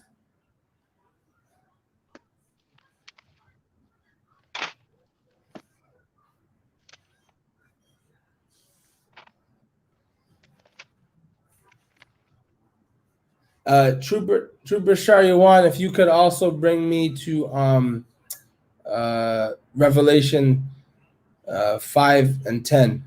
Trooper Yarad, can you hear me? Salakia, Yeah. you're muted. You're on mute. Salaki, sir. I had my thing on mute. All All right. right, right. Go ahead. This is the book of Matthew, chapter 6, verse 10. Mm-hmm. Thy kingdom come, thy will be done in earth as it is in heaven. In where? As it is in heaven. In earth. Salaki, sir. No, In sir. earth. In earth as it is in heaven. So his kingdom is not sitting on clouds with babies and wings and harps and all that stuff they taught us in Christianity. That's not where his kingdom is. Christ, the Son of God, the Son of Yahweh, said, "Thy will be done, thy kingdom come on earth." On earth, not in the sky. You understand? Not in the sky. Officer Zabadja, when you're ready, you can read the verse I gave you. Oh, Salakia, officer, you're on mute. Salakia. Khan, Salaki, I got it. Deuteronomy 32, verse 22. For a fire is kindled in my anger, and shall burn unto the lowest hell, and shall consume the earth with her increase, and set on fire the foundations of the mountains. So a fire is kindled in the Most High's anger, and it'll burn down the mountains. You understand? The mountains represent the governments of the earth. You know what I'm saying? It's not physical mountain per se, but it's representing the established governments and nations today. That's what a mountain is biblically. Now, there may be biblically, you might see the context, it is talking about a physical mountain, but a lot of the times it's talking about a kingdom. That's what a mountain is. So he said it's going to burn up that. That's where the fire is being kindled, not underneath the earth. And when it talks about hell, again, we are in hell today, being tortured by the white man. He is the real devil with a pitchfork and all red. You understand? Trooper Shariwan, when you got that verse, you can read it. Another one, Khan. This is the book of Revelation, chapter 5 and verse 10. And had made us unto our God kings and priests, and we shall reign on the earth. Where? On the earth. On the earth. See what I'm saying? We've been taught a lie, Aki, and we've been taught that when we die, we go up to some place in the sky. And I brought this out at camp. It's really deep because when we were slaving, when we were being slaves for the oppressor, he taught us that when you die, you will go to some place in the sky and everything will be tawab. You'll be at peace, no more suffering. And he taught us that and lied. And while we were believing that, he was doing what the Bible describes as real, is having a kingdom on the earth. That's deep. He was doing what was biblically correct in the sense of a kingdom and heaven.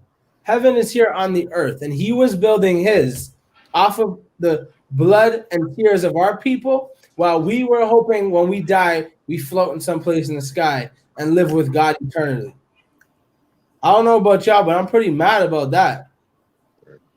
Right. We've been played. You know what I'm saying? But it's okay because the priests and prophets are here to bring out the truth of the Bible. You understand, to the people. Officer Zabaja, can you bring me to Matthew 10 and 28? Baba Kasha. Khan, sir, I got you. Matthew 10 and 28. Khan. So Salaki, one moment, sir. no sweat. Take your time, officer. All right. So now again, remember that the white man, he benefit if you keep believing that heaven is in the sky and hell is under the earth. That is all game for him. He can benefit tremendously off of black minds being geared toward that, not to mention bowing down to a white God. He has got our people fully under control, man. Look at it. Let's count it. He's got our people bowing down to a white God, thinking God is white. He, on top of that doing that has caused us to hate our own people, right? Number two, while he's building his heaven here on the earth, he's got us believing we're gonna float to some place in the sky. He's got our people, man. That is the recipe for enslavement and the total annihilation of a people, man. He's gonna work us, and then he's gonna say we have no more use for them. Get rid of them, kill them. You know what I'm saying? And what do we see today in the streets, man? We see them hunting our footsteps that we can't even run to in our streets. He's hunting our footsteps. This is hell. This is hell right here. You understand? If anybody wanted to add anything before Officer Zabaja reads the verse. Salakia, sir. I wanted to add just how you expound a little more. Just how you said they're going to use us and then throw us away when they're done with us. That's exactly what happened and is happening to the children of the Windrush, which is like after World War, I believe it's after World War II, the British government they sailed some Benjamites specifically from Jamaica on a ship called the Windrush, right? This is a generation of the Windrush where they helped build up the economy and helped build up back the kingdom of those Brits, right? Those devils. And as soon as they figured out that we don't need them no more, they turned around and said, okay, you guys got to go back. We don't have your paper. And this generation, they've been there, have children. Some of them are really old. Some of them came when they were really young. Now they're senior citizens and being forced to go back to Jamaica, where some of them don't even, they don't have no land there right now. They might have some family, but they don't have nothing. Right. Oh, Salakia, Trooper Sakat, Shalom, Yahba Shem Yahshai Barakatah. Yahba Shem Yahshai Barakatah, Trooper Sakat. All right. So now, we're just breaking down heaven and hell. Oh. Salakia, we're just breaking down heaven and hell right now. So basically, we're explaining that the heaven and hell is a Christian, a Catholic, and worldview. You understand? It cannot be found in the Bible. Where you go to some place of torment, and when you die, if you're good, you go to some place of eternal peace in the clouds. That is not in the Bible. You understand? We're breaking down biblically what heaven and hell is. Heaven is when the Israelites are reigning and ruling the earth. You understand? Trooper Shariwan, I believe you brought out the precept where it says that we will reign on the earth. It doesn't say we're going to reign in the clouds. We're going to reign on the earth. We're going to set up our government one step at a time under Yahushai, and we're going to have this place back in order physically, man. And as Trooper Yarad said, and as you read the scripture, thy kingdom come on earth. You understand? On earth. On earth. That's what we're looking for. And just like the white man built his heaven and his kingdom on earth, we're going to have it. But this time eternally. Understand? All right. So, Officer Zabaja, whenever you're ready, you can go ahead and read that verse. Khan, I got you. Matthew 10 and 28. And fear not them which kill the body, but are not able to kill the soul, but rather fear him which is able to do Salakia. But rather fear him which is able to destroy both soul and body in hell. Right. See that? Trooper Shariwan, get me Revelation 21:2. That's the last verse. And then we're going to move on. So Officer Zabaja, as he brought out, to cast the body and soul in hell, man. and we're talking, listen, let's be practical. Let's break that down practically. If you're in hell, if your flesh is in hell, where there is constant flames, you would just burn up and cease to exist. Flesh does not burn eternally. They played us. They played us, Akyam. So clearly hell is talking about on the earth, where our people perish, man, where we die by the thousands and the millions, man.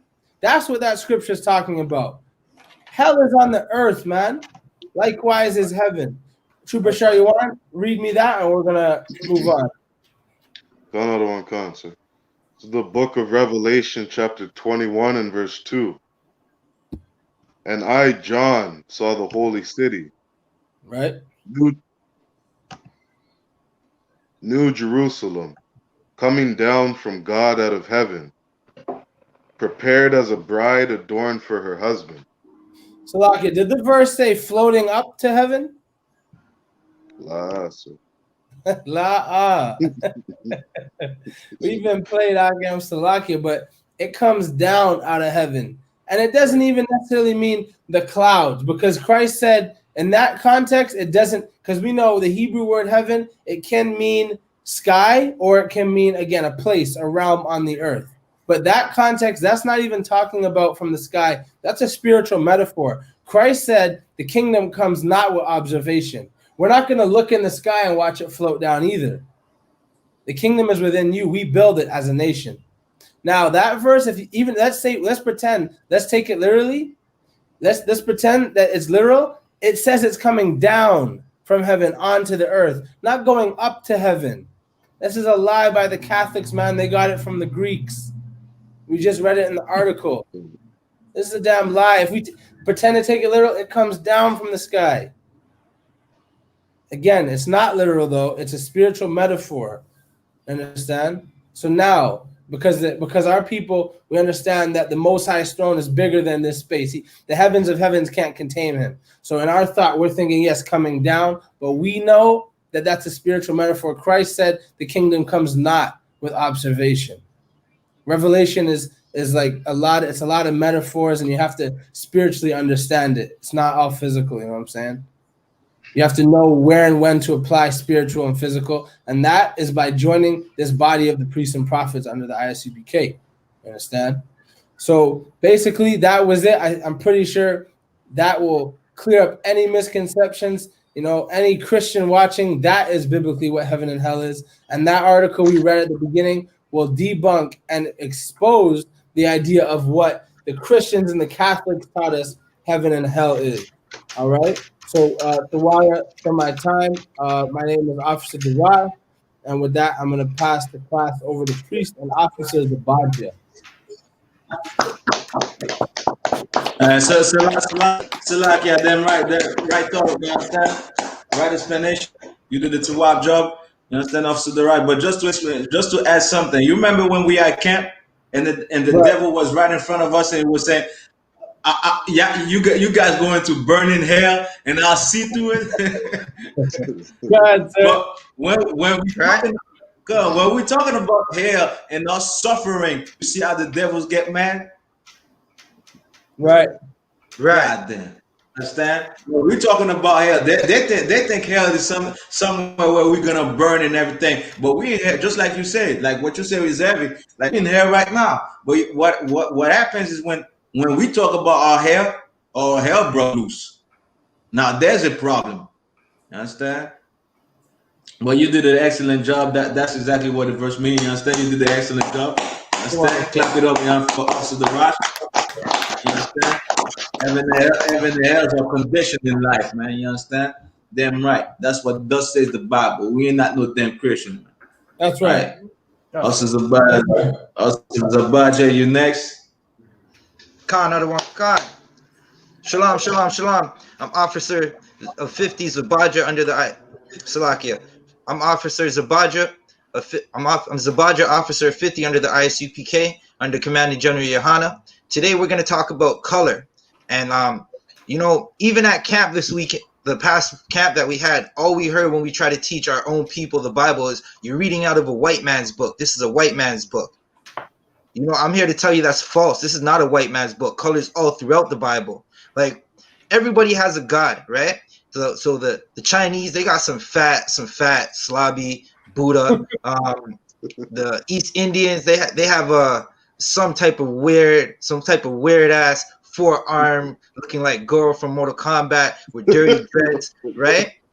Who's the nigga god? Like, who's the god of the Hispanics? Who's the god of the Native Americans, right? So I'm gonna show you right here that our God is black. Our God he looks just like us, right? So can someone bring me to Daniel 7 and 9, right? Whenever you got it, just let me know and bring it out. Con, sir, I got it. All right, this is Daniel chapter 7 and verse 9. I beheld till the thrones were cast down, and the Ancient of Days did sit. Slakia. The Ancient of Days, right? So right there, we got the Ancient of Days. The Ancient of Days is our power. Yahweh is God. Right. Can I get some more, sir? Con. Whose garment was white as snow, and the hair of his head like the pure wool. His throne was like the fiery flame, and his wheels as burning fire. Right, so right there, our God sits on a throne, a fiery flame, and the wheels are burning like fire. Right, he had a garment down to the foot, just like someone else had a garment down to the foot, and we'll bring that out in a second. Right, and he had woolly hair. Can I get that part again? Woolly hair. Concert.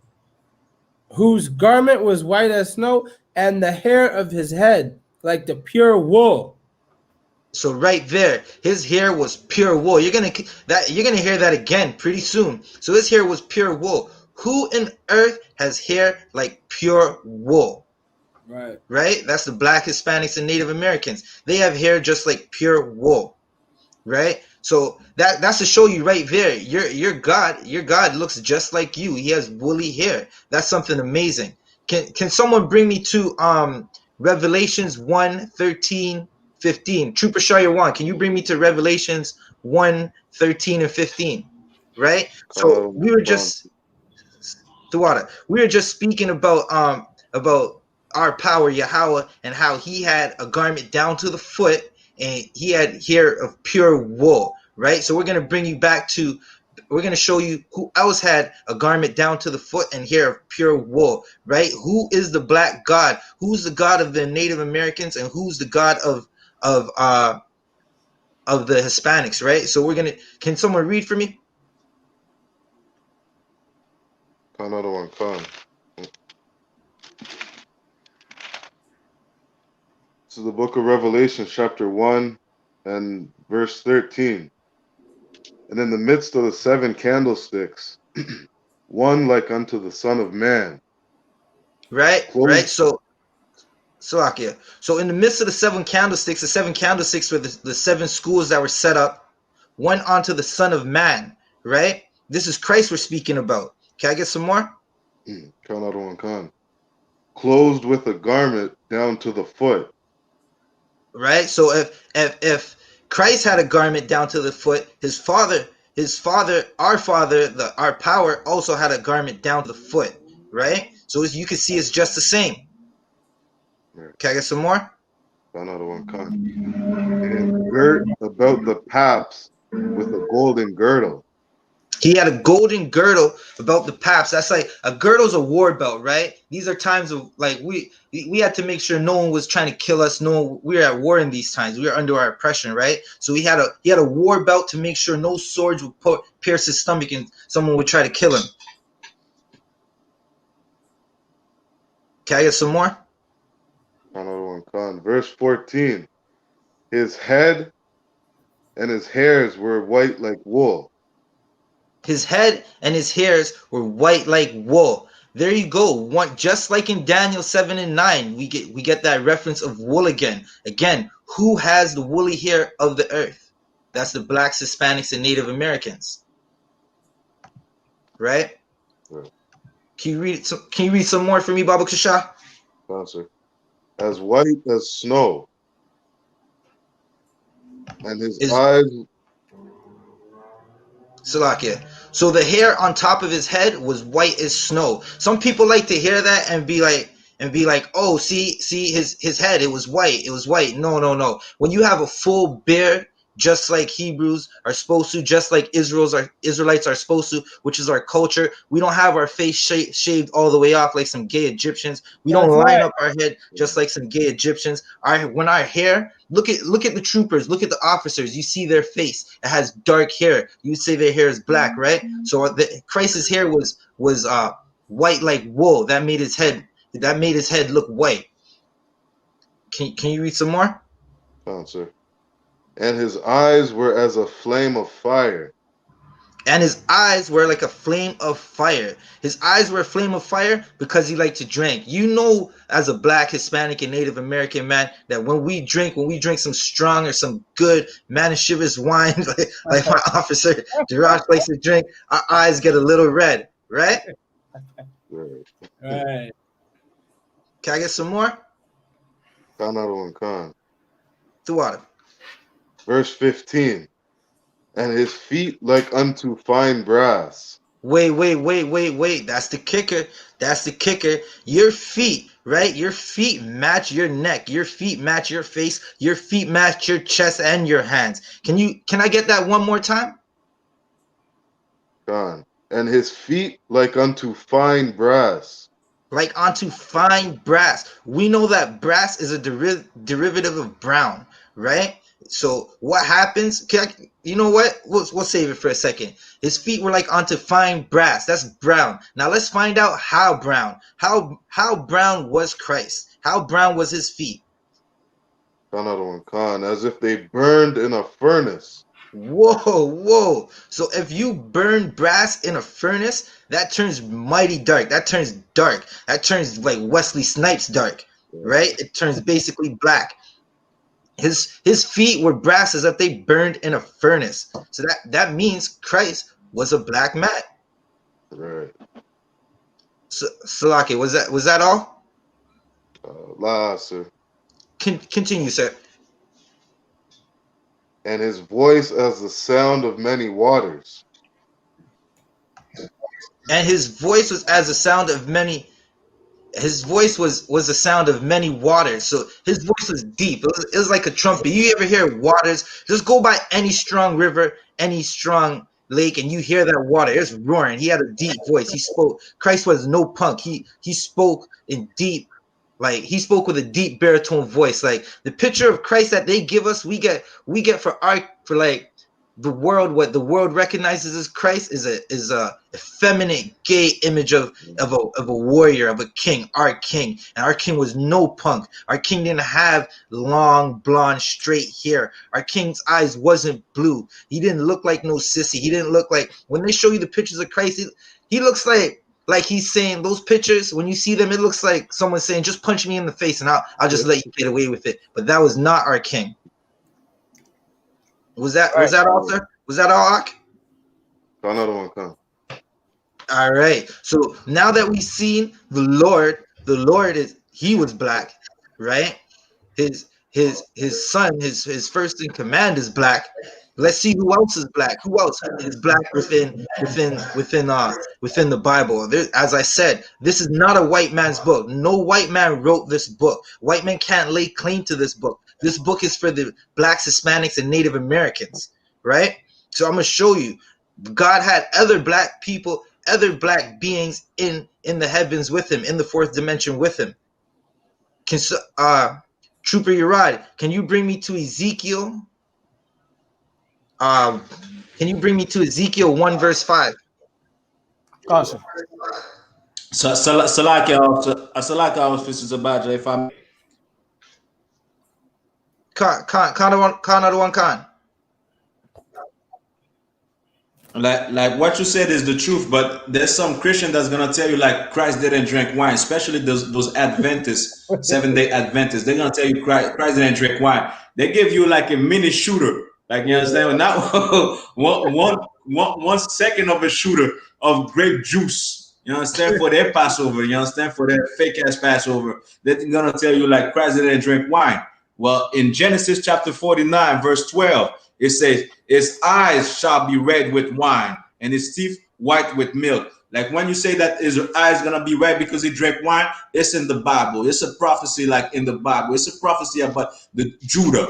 You understand? That what you're saying is exactly the truth. When these Christians come next to us in front of the UPK and tell us like, well, Christ didn't drink wine, they drink grape juice. What fermented grape juice is what? Why? Understand? Why fermented grape juice is what? But you understand? So the ICPK, the truth lies in PK, man. Go ahead, Officer Sabaji. Salaki, that's all I want to say. Give that priest and officer a hand right there. We're always bringing out the truth. Salakia, sir. Khan. Well, if I might add, what you brought out was so heavy because I heard people try to say that the verse in Revelation about the head, it doesn't mean his hair is white and woolly because it says his head. So they're trying to turn into some spiritual metaphor about the head, but you broke that, you cut that by explaining your feet and your face is the same color.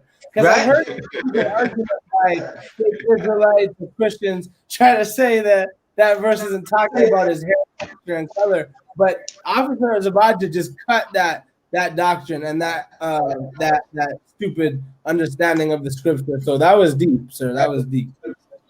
Throughout it, right? Yeah. So I don't believe not a word a damn Christian says. Them Christians cannot teach the Bible. They have no authority to teach the Bible. If it's not ISUPK, it's not in the truth. If you're not in ISUPK, you have no authority to teach nothing out of this holy book. Right? Any Trooper Urad, do you have that verse I asked for? God, sir. Read. This is the book of Ezekiel, chapter 1, verse 5. Also, out of the midst thereof came the likeness of 4 living creatures. Right. So in the out of the mist, right? The mist is like you could say that's like smoke, right? Like 4 living creatures, right? We're gonna break down these 4 living creatures. These 4 living creatures, they were seen, right? So read. Concert, and this was their appearance. They had the likeness of a man. So someone seeing that they had the likeness of a man, right? And this was their appearance. Appearance means like you see an appearance. Like if you see the troopers outside, you would say they had an appearance of all black because they're in all black, right? So right. Bring me to verse 6. Bring me to verse 6, Ak. Verse 6. And everyone had 4 faces, and everyone had 4 wings. Whoa. So these creatures that had the likeness of a man, they have 4 faces. That's a scary sight. If I ever seen, can you imagine seeing a man walk up to you and he has 4 different faces? You wouldn't know what to do, right? And they have 4 wings. Have you ever seen a man with wings? Right? You seen a man with 4 faces and 4 wings. What are you doing at that moment? Let me get some more, Trooper. Come, sir. And their feet were straight feet. And they had straight feet. Read. And the sole of their feet was like the sole of a calf's foot. And they sparkle like the color of burnished brass. Once again, we get that brass again. So these creatures that have 4 faces, that have 4 wings, that had their feet were straight like calf's foot. They sparkled. They sparkled like the color of burnished brass. Burnished brass is brown. Again, you can even see it on yourself when you go outside. Go outside in the daytime when the sun is shining just right. Your brown skin, it shines. It's not pale. It doesn't turn red. It doesn't burn. It doesn't start to peel for being in the sun too long. That's right. Right? So these angels, they look just like Christ. Christ was a black man. They look just like our Lord, our power. Our Lord Yahweh was a black man. Right? Is a black man. They sparkled like the color of burnished brass. Right? So drop that. We're gonna go onto more color in the Bible, because everybody says you're reading out of a white man's book. We trying to wake up our people out there. Our people are living terrible. They ain't keeping the laws. They're suffering through oppression, and we got to be reading out of a white man's book. So our God has to be a white man. La'ah, straight to hell. Our God is not a white man. That's Our right. king is not a white man. Okay. Trooper Shire1, can you read me to Jeremiah 14 verse 2? Another one, Khan. Read it when you're ready. Salakia, officer, just before that, Salakia, once again. Like, to everybody out there, like, that doesn't believe what Officer Zabaja is saying, brass looks like this. And when you look at brass, it looks like one of us. You understand? This is what brass look like. This is a piece of brass. You understand? This doesn't look white to me. This doesn't like look like the damn oppressed me. But it looks like one of us. The officers of Badger is reading out Christ, out the angels. God looks like brass. You understand? And especially with Christ, it looked like brass that was burnt. You burn this, it's gonna become black, deeper, way deeper and blacker than this. You understand? So to everybody out there that think that the Bible is not a black man book, Officers of Badger is bringing the truth of the Bible. That's all I want to say, Officer. Throughout it, sir. That was real heavy that you brought that up. Can I Trooper Shire1, do you have that verse for me? Another one, Khan, sir. This is the book of Jeremiah, chapter 14 and verse 2. Judah mourneth, and the gates thereof languish. They are black. Wait. 1 second. Can I get that from the top again? Another one, Khan. Judah mourneth. So Judah mourneth. Now there's a people in the earth that's going around saying they are Jews when they are not. They're from the synagogue of Satan. They are liars. They are devils. They stole our nationality, right? Are they mourning? They're not mourning. You best believe they're not mourning. They're happy. They sell you jewelry. They sell you homes. They own the media. Anytime you see on TV a black man acting like a coon, is because some fake Jews put him up to it. They're the ones that portray us as less than nothing in the Bible all the time. Judah mourning. Right. If they're mourning, hell no. Okay, read. Another one, Khan. And the gates thereof languish. And the gates thereof language. Gates. What are the gates? What do the gates do? The gates are for protection. The gates are basically your leaders, right? The gates are the ones that protect you. Our gates are languish. You read some more? Another one, Khan. They are black unto the ground. Our gates are black onto the ground. Like when you look at the ground of the earth, just go in your backyard, dig up some of that green grass. What do you see under it? You see dirt. The dirt and the soil of the earth is brown. It's many shades of brown, from really light to really dark. Read. Another one, Khan. And the cry of Jerusalem is gone up.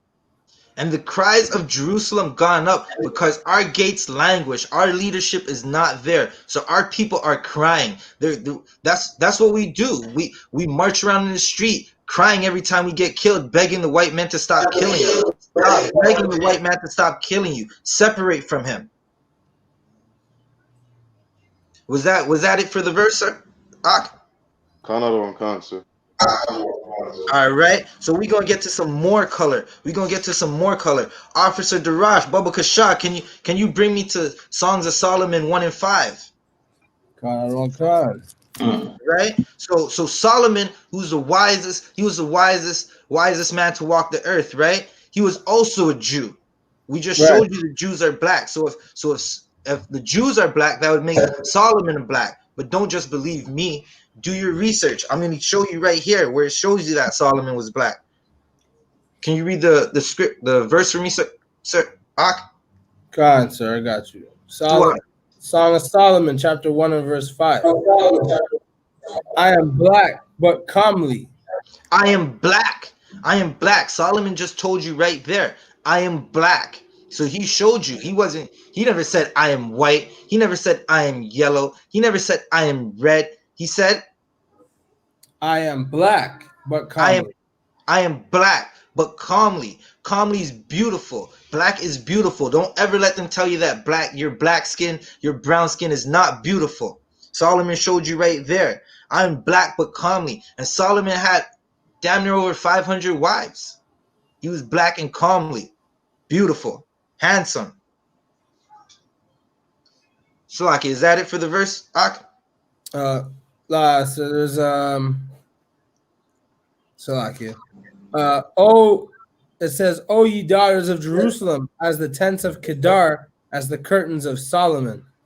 The curtains of Solomon and the tents of Kedar were dark. They were dark black. They were dark. Like, so Solomon's comparing himself as the tents of Kedar and as the curtains of Solomon. He's letting you know right here, I am black. You can't get away. You can't get around this. When they show you that false, effeminate image of our King Yahushua, if you already know, you could step on that picture. You could burn it if you want to. Step on that picture. Because if Solomon is black and Christ comes from Solomon's line, that would make Christ black, Solomon black, the angels are black, Yahweh's black. Was that it for the verse? That's it, sir. Khan, the water. So let's get to some more color, because once again, like, you know, we gotta dispel that thought in our mind that I can't follow this book because it's a white man's book, right? Someone bring me to Job 30 and 30, and whenever you have it, just let me know. Sir. Right? Got it. The water. Read it when you have it. This is the book of Job, chapter 30, verse 30. My skin is black upon me, and my bones are burned with heat. So right there, you see it. You see Job, he's telling you his skin is black upon me, right? So why does everybody neglect the color that's in the Bible? I haven't heard anybody say they're white yet. I haven't heard any of the prophets in the Bible. When you read it, I haven't heard none of them say they're white. Job is not saying he's white. He said his skin is black upon me. Read some more. Khan, sir. It's the book of Job, chapter 30, verse 31. Oh, Salakia, that's it. Just drop that, right? So we just see all throughout the Bible, color. You can't get away with it. You can't get away from it. They keep saying color, but I'm gonna give you, like, I'm gonna give you, the bases are all loaded right now. If this was baseball, all our bases are loaded. I'm gonna bring this home, and we about to win the game right now. Someone bring me to Acts 13 and 1. Salaka, say that again, sir. I need Acts 13 and 1. Whoever has it, just read it when you're ready. So colors all throughout the Bible, and like, don't ever let them tell you that color is not throughout the Bible, because all the prophets of the Bible was black. Moses was black. You can't go hide out in Egypt and be mistaken for white, right? Right. There was no white people in Egypt in those times like that. Like, you could just see it, like, color all throughout the Bible. Our God is black. The God of the black, the God of the black Hispanics and Native American, he's a black God, a black power. And Salakia, sir, if I may. You may. There's something that's deep, is like when you're reading, and it's funny because the movie Above the Ten Commandments, they didn't do this, but when you're reading it, when the Most High is doing a miracle in front of Moses, he puts his hand in his garment and pulls it back out, and it's white. So he puts his back in, he pulls it out, and it's his regular skin color. Right. If these were Caucasian people, how the heck would he know that his skin just turned white? Right. No damn sense. It makes no sense. No sense. It's Salakia. It's like you put your hand in your garment. It was already white. My hand's already white, so I put it in my garment now, and it's a miracle. It's white again. Right. How does that make sense? That don't make no sense at all. They're trying to trick us. But see, the men of the UPK, we study, we learn, we read, and we understand that the white man is the goddamn devil the Bible speaks of. Right. And we understand that they're just trying to Damn oppress right. us. Damn right. Right? So that was a real heavy point you brought up, Officer Darash. Give that officer a hand.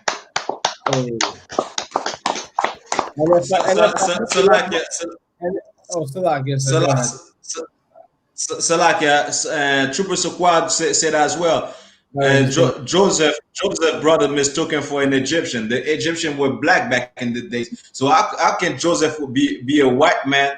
How can Joseph be a white man if it mistaken for an Egyptian and the Egyptian was black back in the days? That's right. That's right, Trooper Sukwad. Salakia, sir, if I may. Not just him, but Paul. Wasn't Paul mistaken as an Egyptian too? Yep. More color in the Bible. Right. And we know, Salakia, we know the ancient Egyptians were black. Don't get the Kemet guys started, you understand? They'll get on they'll get on the white man and get on them and show them, look, we were black. Black. You know so we know the ancient Egyptians were black. You know Them blackity black gay ass Kemet youths, they know that the Egyptians were black. That's right. If Moses was if Moses could blend in Egypt, if Christ could hide out in Egypt, if Paul could be mistaken for an Egyptian, if Joseph could be mistaken for an Egyptian, that means all those men were black up onto the ground. Black. Right? So who has that scripture I asked for? Khan, sir. Read it when you got it. Khan, sir. This is the book of Acts, chapter 13 and verse 1. Now there were in the church that was at Antioch certain prophets and teachers. Right? So to be a prophet, you have to be a man of God. Only Israelites could be prophets. So this is talking about Israelites right here. Right. It's not talking about Moabites, Edomites, Hamites, Elamites. This is talking about Israelites. Yasher Allah in the Hebrew. Right. Read. Khan. As Barnabas and Simeon, that was called Niger. They were called what? Niger. They were called Niger.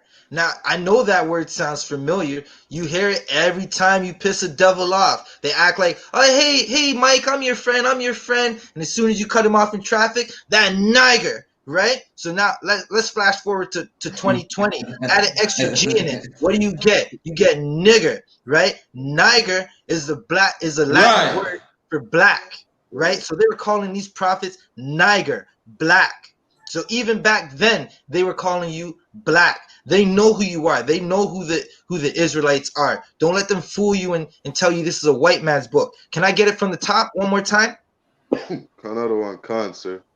Now there were in the church that was at Antioch certain prophets and teachers, as Barnabas and Simeon, that was called Niger, and Lucius of Cyrene, and Manaen, which had been brought up with Herod the Tetrarch and Saul. Salaki, is that the end of the verse? Concert. Right? So you see it right there, all throughout the Bible. Niger means black. It's a Latin word. They were calling the prophets black. The Bible is a black man's book. Black man, Hispanic man, Native American man, this is your book. Take it back. Live by these laws and statutes and commandments. Cry upon to the Lord. This is your book. You have your history. It's right here. Where's your history start before Columbus and before you got off them slave ships? Your history is in the Bible. It's not a religious book. This book right here, this book is your history book. right? So again, I'm Zabadja, officer 50 of the ISUPK under Commandant General Yohana. I'm about to pass the class over back to Officer Adiyar. Done. Goddamn right. You know what I'm saying? Powerful class. Clap for Officer Darash and Officer Black. Did excellent work for class. You understand? We're gonna make the prayer. We're gonna read the prayer, and after that, we're gonna end the class. Understand? Man of Israel, Amadjam. I mean, stand. We're gonna turn Sar. We're gonna turn to the east. Understand? And we're gonna say the Lord prayer. Abanawa. No. Shabbat Shemayim. Shabbat Shemayim. Wadash. Gosh.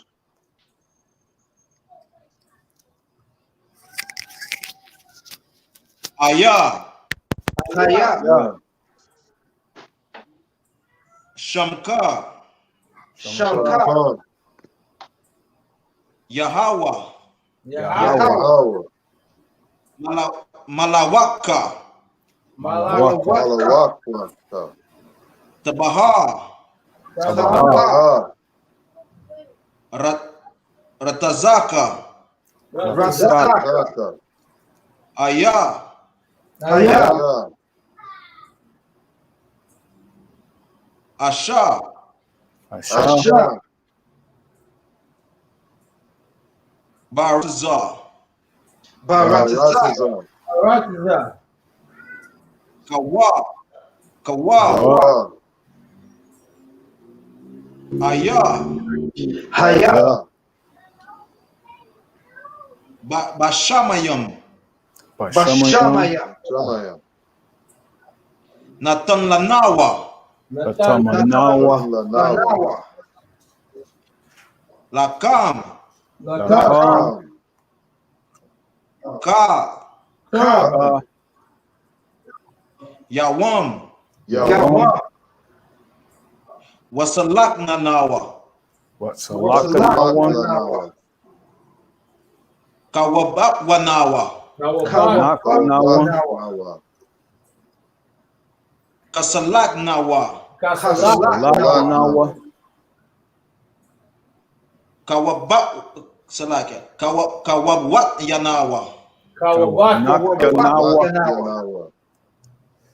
Wala. Wala. Tabayahanawa. Lanawa. Banasayawan. Abba. Abba. Awashainawa. Mayan. Ra. Kaya. Laka. Amalakwa. Wala. Wataparat. Laiwalamium. Aman. What we just say in English is our Father, which are in heaven. Our Father which art in heaven. Hallowed be thy name. Hallowed be thy name. Thy kingdom come. Thy kingdom come. Thy will be done. In earth. As it is in heaven.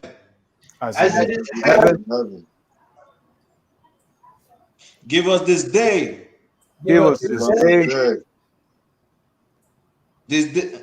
Our daily bread. And forgive us our debts.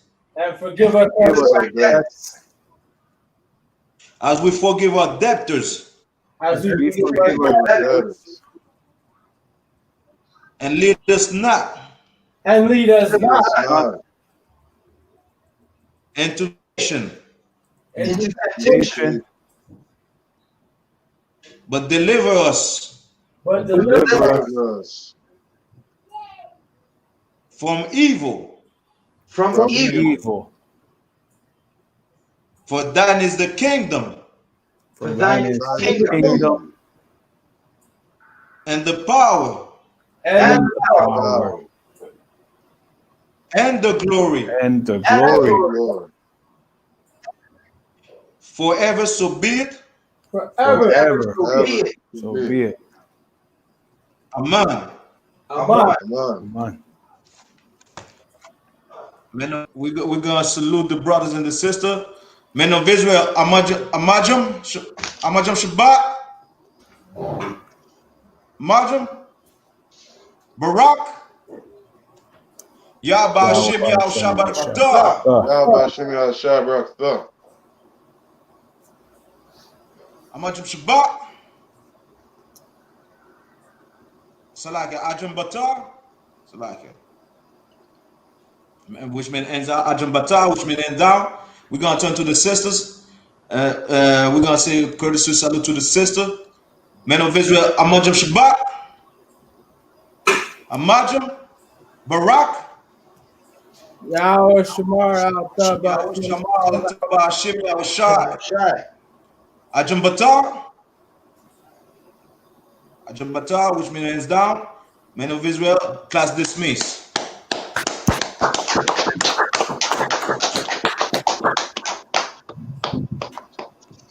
Duwada, sir. Duwada, sir. Excellent class. Water, sir. Duwada, Akia. Osai Christ. Yahweh Hashem Thank Christ. Shalom. Hold on, let me just log out. Let me just end this right there.